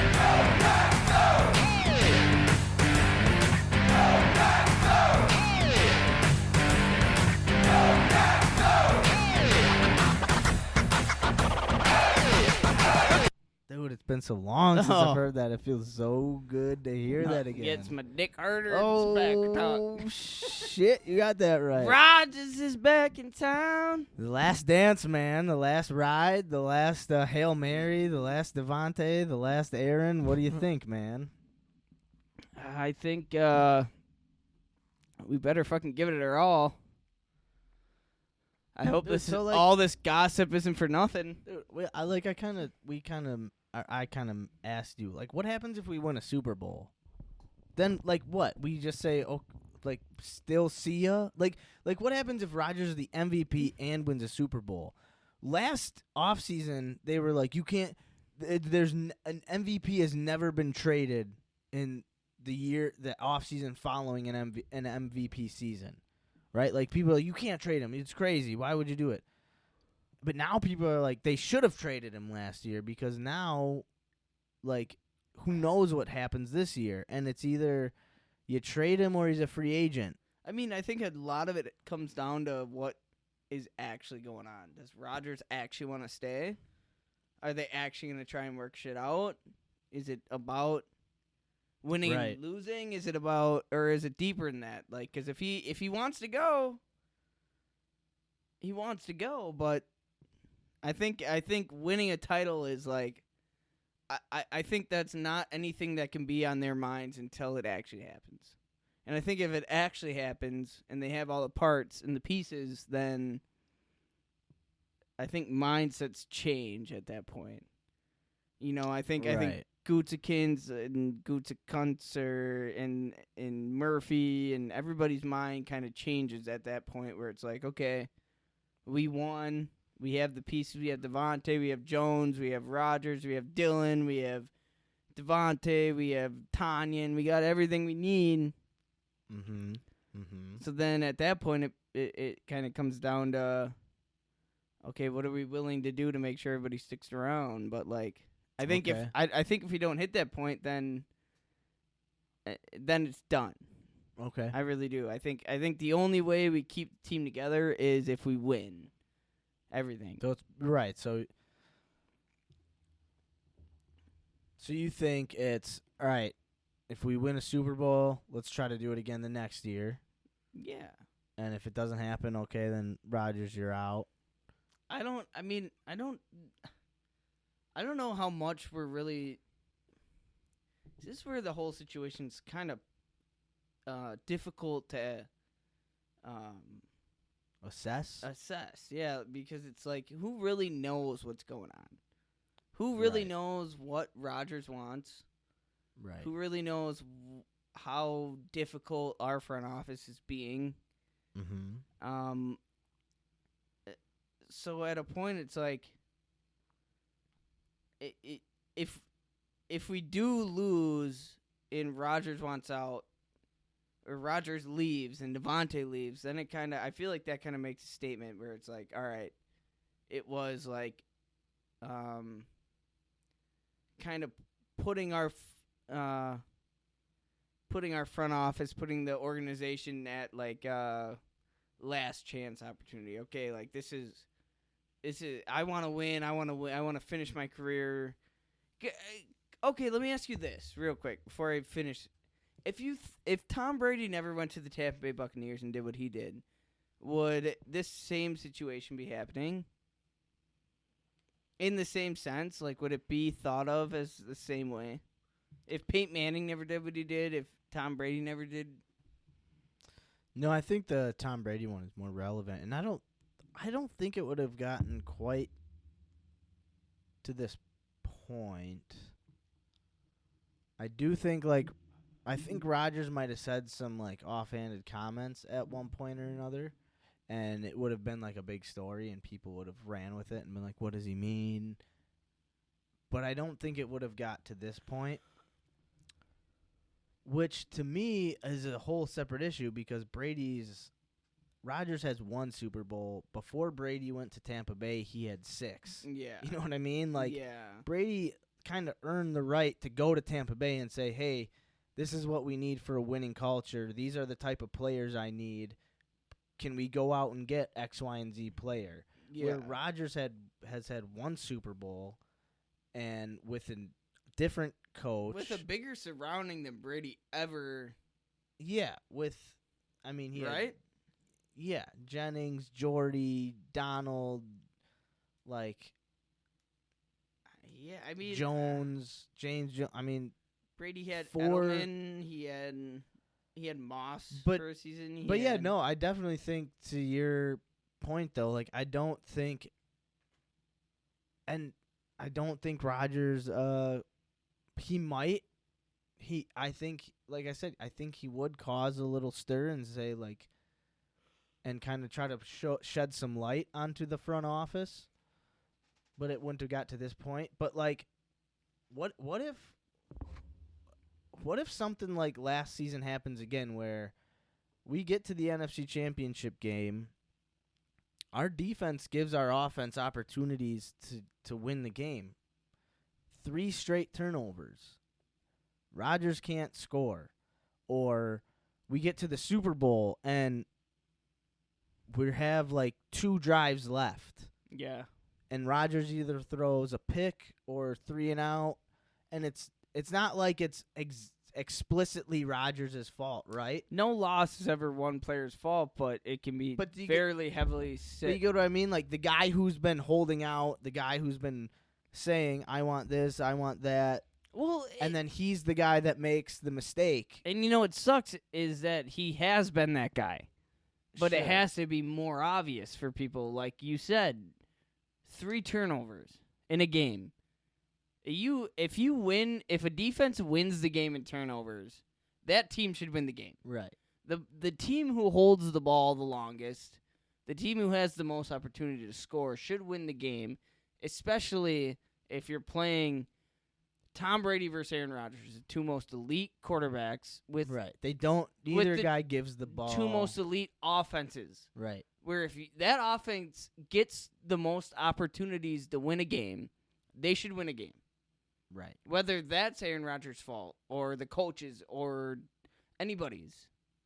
So I think Aaron Rodgers has already been put in that situation where that game against Tampa, he should have won that game. Not him necessarily, but our offense or other situations. A lot of just I think Aaron Rodgers and our offense has been put in this situation plenty of times where they have been put in the spotlight that they had their opportunity to win. I just want Rodgers to come out and put some blame on his shoulders. I get that the front office hasn't been great, right? Like, I get it. But at the same time, you were still in a position to go to the Super Bowl, and you just didn't capitalize. So I would just love, like, it would go a really long way in him saying, like, look, I didn't play the best when I needed to be the best. But I also don't feel like the organization in the front office was the best when they needed to be the best. And you know what everybody's saying is it's none of this has to do with any of it, which it doesn't. That's what bugs me the most about this, where it's like, oh, it's not about Jordan Love. No. It's not about everything that Gutekunst has done. Yeah. But then it's like, what do you mean? Dude, I think it's both. I think it's the front office looking at Rodgers and kind of saying, like, dude, put some responsibility on your shoulders. Why didn't you do X, Y, or Z? And Rodgers looking at the front office going, guys, fucking give me a little bit more. I understand I've got a good roster here, right? It's good. But and, we can and have I more. make it great. But how about you add one more thing to make it elite? And I get that frustration. But it's like, why? I just don't understand why both sides can't be like, hey, I screwed this up, and Rodgers can't be like, I screwed this up. It's a fucking I screwed it up business, on the man. field. They screwed it up in the front office. Like, You know what? let's both say we screwed it up a little bit. Let's come together. Let's say, all right, I want to give a little bit of input. Front office says, sure, we'll listen, and we'll make some moves. Let's give you an extension. Look and at then, Rodgers. Look at what the agreements were to him coming back. What the supposed agreements were, where at the end of the season he gets voided from his contract, right? and one of them, was saying him getting a little more liability on the decision making. Mm-hmm. And I know this wasn't set in stone, but like bringing Cobb back. Yeah. Does it not sound like everything that's happening is just sucking Rodgers' dick to come back, basically, right? Yeah. Which, But I also don't think it's too much. no, I don't think it's too much Because either. you still get Rodgers to play this year. Yeah. And say he accepts the voided contract deal, that means like you don't have to pay almost $50 million next year. So like We also don't get anything from if he falls into free agency. well, you would get the very minimum. You'd get a third-round pick for a compensation, Which is right? bullshit. Which I'm not right. I'm not saying You it's should good. get 4 first-round picks for Aaron No, Rodgers. exactly. But that's the thing. Rodgers is also saying, look, you can trade me to a team that I tell you I want to be traded to. And if you can't make it happen, then I'm going to be a free agent. That's kind of what it sounds like, right? Like, So in free agency, so who has the say in what? The team who, free agency? yeah, The player does. The player does, right? That no longer has Player, anything to do with the player can go. So the The Packers, Packers don't get could any offer him. team. The Packers could offer him $1 billion contract, and the Minnesota Vikings could offer him a $200 contract, and Rodgers could say, "I want to play for $200 just to stick it to the fucking Packers." Free agency. And that's you free get agency. nothing, That's yeah. just free agency. Free agency is at the point where like it's the player. Yeah, and like If like Rodgers is gonna leave, I would love to. We gotta trade the fucking guy. yeah. Well, and I think that's Kind of out of the question. No, we could definitely still trade him. but I mean the agreements. Well, No, I mean, we would just trade him at the end of the year. And that's what I don't get. Like, if we win a Super Bowl, what we're gonna trade him? Are we gonna rework a deal? I don't. The we're Packers just don't gonna want to trade him. They said cut a him? million times. They don't want to trade him this year. Yeah. They want to trade him next year. They want Love to have 3 years. Why the fuck would you trade Aaron Rodgers? That's just what they want, bro. They've wanted Jordan. Their thing is they want Love to have 3 years, and then he's the guy. And that's what I don't understand. So what if Rodgers wins a Super Bowl and still is at an MVP level? You still would rather have an unknown Jordan What Love? if he makes it to the NFC Championship, wins the MVP, but doesn't win the Super Bowl? Trade him. Let's go with Love. I'm sick of I trade him to a team, and if they win, God bless. Our organization fucked up, and I'll hold it against the organization, but I'm not going to. You'd rather win first round playoffs and win in the NFC Championship or lose? But we just did. We've done that 3 years in a row. It's the same thing. We've done it 3 years in a row. What stupid is as stupid does. If you do what you always did, you always get what you always got. But is it Rodgers that doesn't get us past that line? I don't know. But something's got to go, and it's usually the player when the GM and the president are in cahoots with each other. So and the GM hasn't been that in bad. What situation? So What situation has that ever been a thing?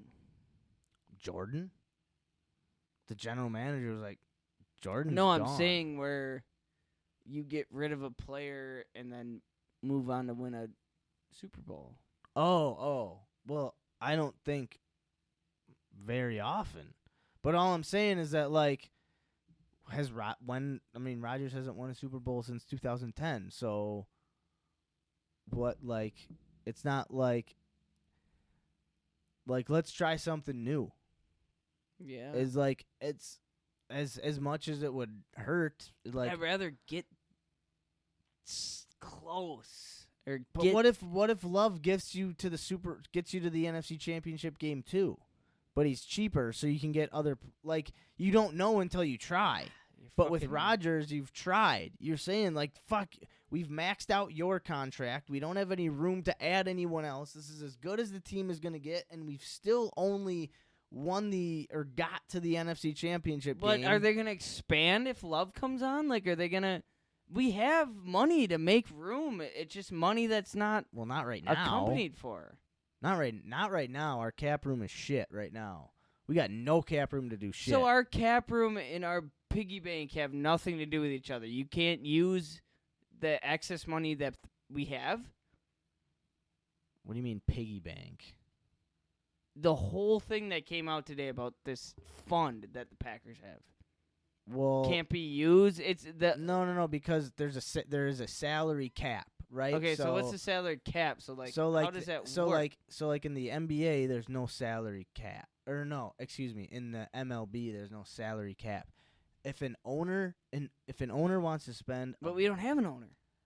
But it's different, is what I'm saying. So in the MLB, if an owner wants to spend or a president wants to tell the GM they can spend a certain amount of money, they could spend as much money as the owner is willing to spend, or the board of directors is willing to allow the GM to spend.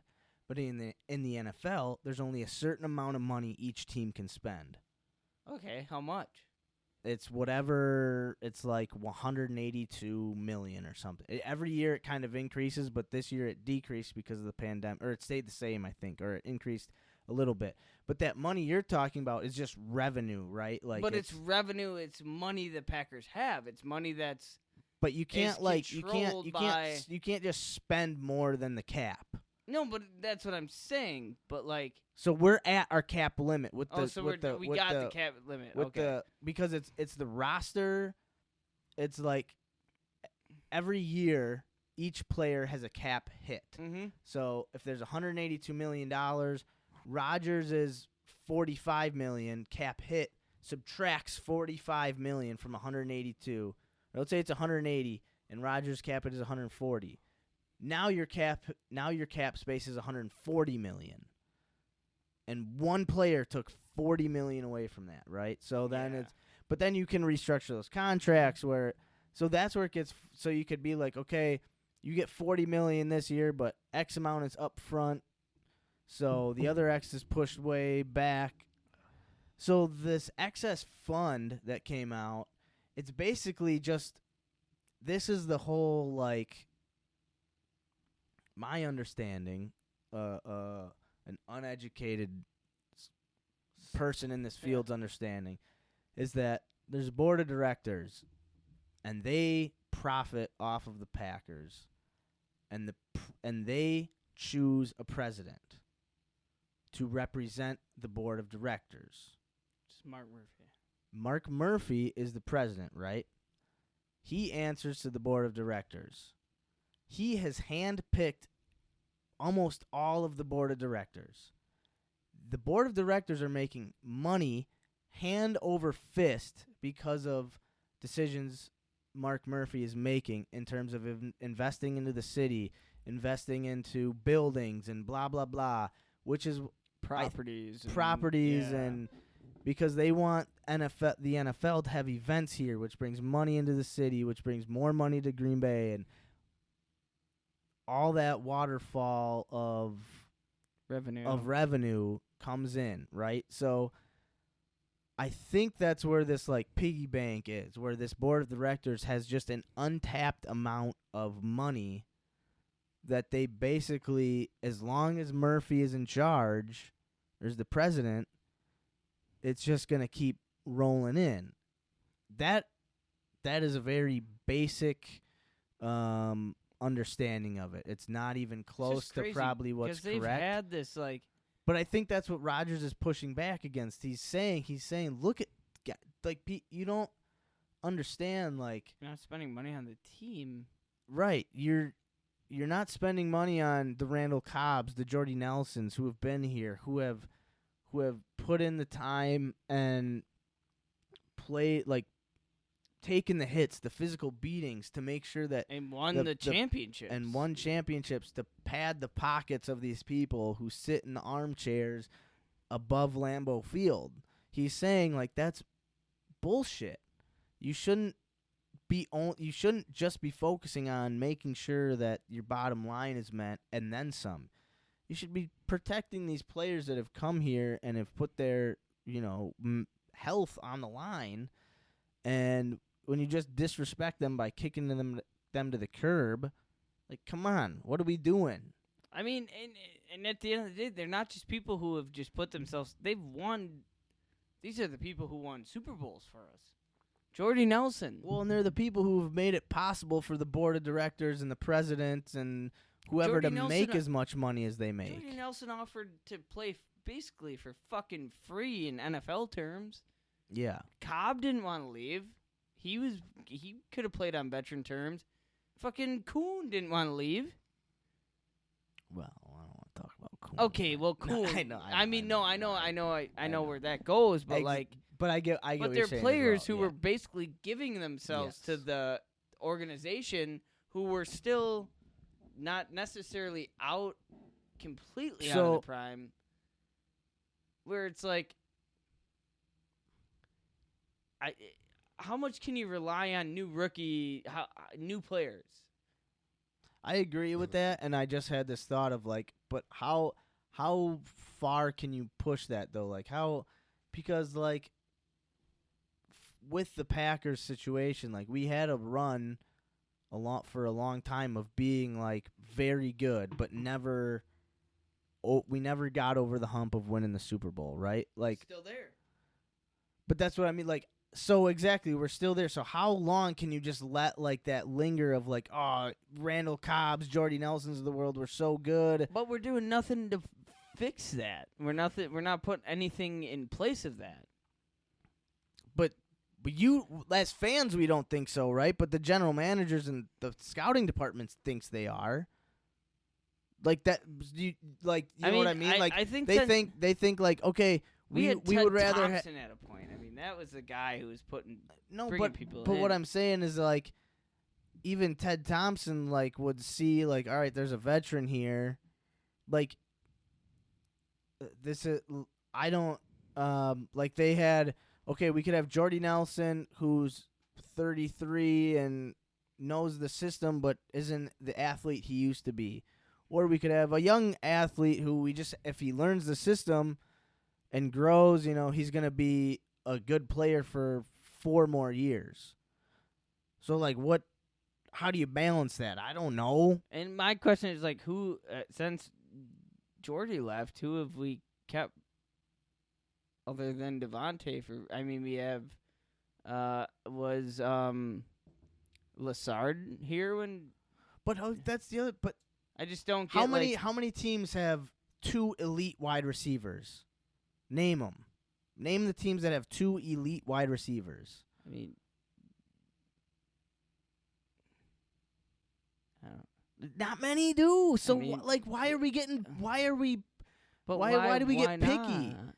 Because but Jordy wasn't Tampa elite Bay? when Jordy wasn't elite when Devontae was elite. Jordy was old when Devontae was becoming elite. Like Yeah. they had different. So it's like, I get it. I guess I guess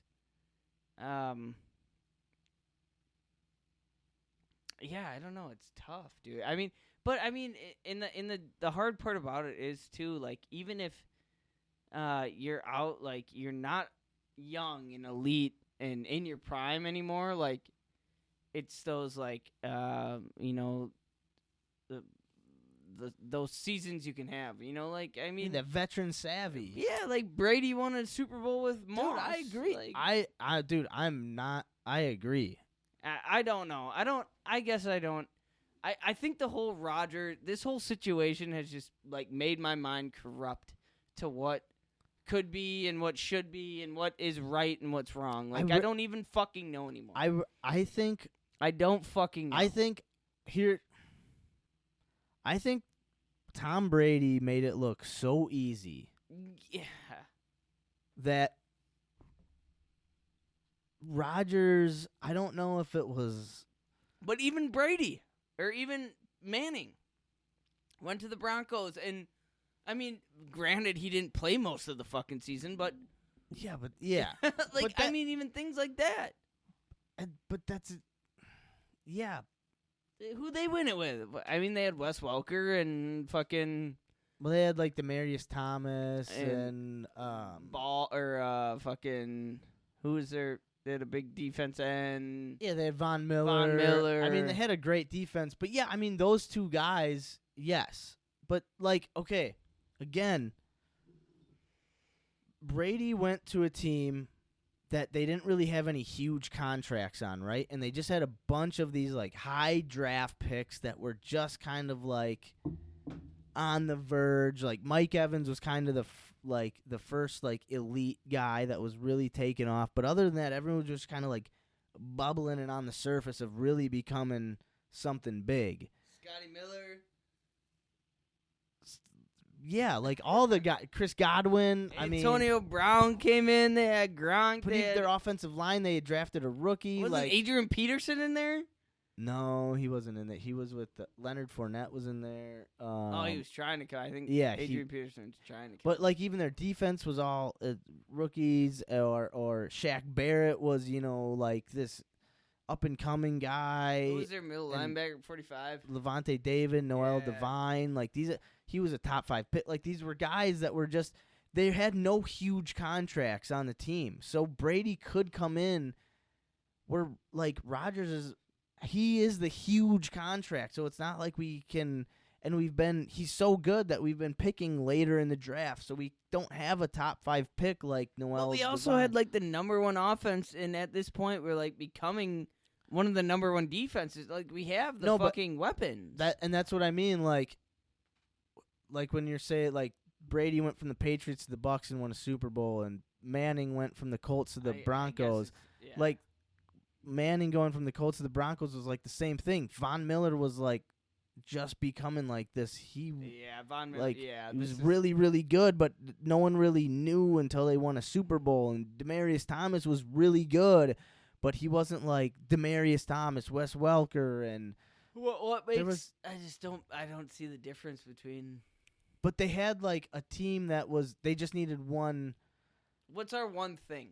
What's our one thing when we have the number 1 wide receiver, one of the number 1 running backs, the number 1 quarterback, one of the number 1 tight ends, one of the best offensive lines? What's our one thing? That's it. What are we missing? Like, we take out one of the best quarterback in the NFL, one of the best, and we replace him with a rookie, and that's our thing. That's it. That's what wins. No, that's what I'm saying. Like we're ready to go. Like I just don't why would Rodgers leave? Like I don't. That's what I'm saying. Why does Rodgers want to leave? Yeah, and that's. But does he? He didn't want to come play. But he's here, and he's happy. Wow. Apparently. Wow. Is the front office happy? Apparently. Who fucking knows, dude? Dude, that's what... We don't know a goddamn thing about anything. And when we fucking win the Super Bowl this year, I'll finish a goddamn... I don't know. All right. I don't know what to say about the Packers. Dude, I don't know either. Other than I hope... Packer training camp starts tomorrow? Technically, it started today. Roger... Really?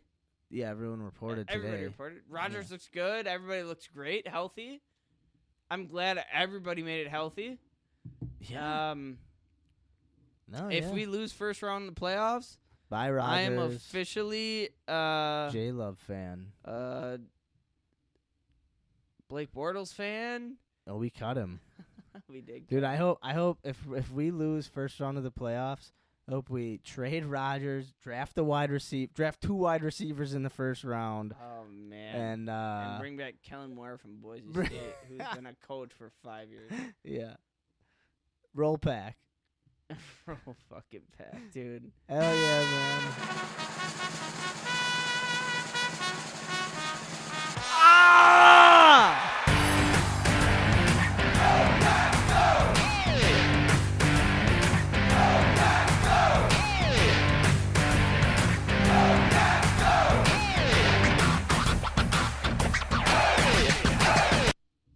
Hell yeah.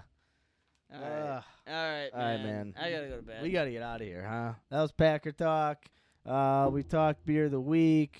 Shout out to JT for coming and doing our Across the Pond Beer of the Week segment. I haven't even heard it yet. Man, we just had a fun time. We weekly challenge update. We talked about some podcasts. Shout out Decker Pollinari. Shout out Decker. Shout out Seamus. Yeah, fuck you, Seamus. Hey, glad to have you aboard. Oh man, we got a third guy now. Hell yeah, dude. Hell yeah. Can't wait for next week. All right, so I'm gonna be out in Idaho. I'll be back Tuesday though. Cool. I'll land Monday. I'll be back Tuesday.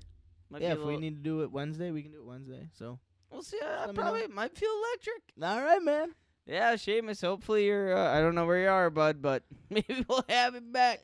Hey, bring a tube from the Dells with you there, Shamo. Yeah, I'll bring a souvenir from Boise. Hey, we're gonna talk a little more. We'll talk more mental health next week. Me and Max both have to come back with a new knot. Yep. And also have to do a little journaling every week. Yeah, every day. Mental health journal every day. Yeah, just it could be just writing down something funny we heard during the day, or something that made us laugh or cry or anything, or feel uncomfortable, whatever it was. That's what we'll do. So anybody out there, if you see Seamus, let us know. We'll bring him back to the studio. We lost him, so. And put a beer in his hand. Yeah, ladies and gentlemen, it's episode 34. Shout out Giannis.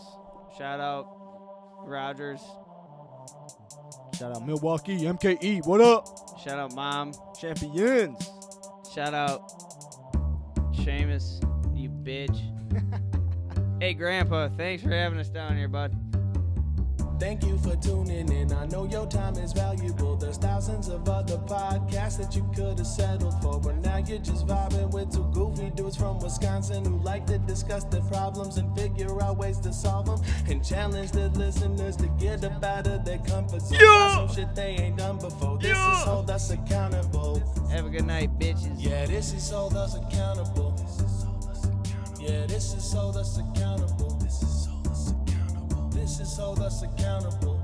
Hold Us Accountable, yeah. Hold Us Accountable.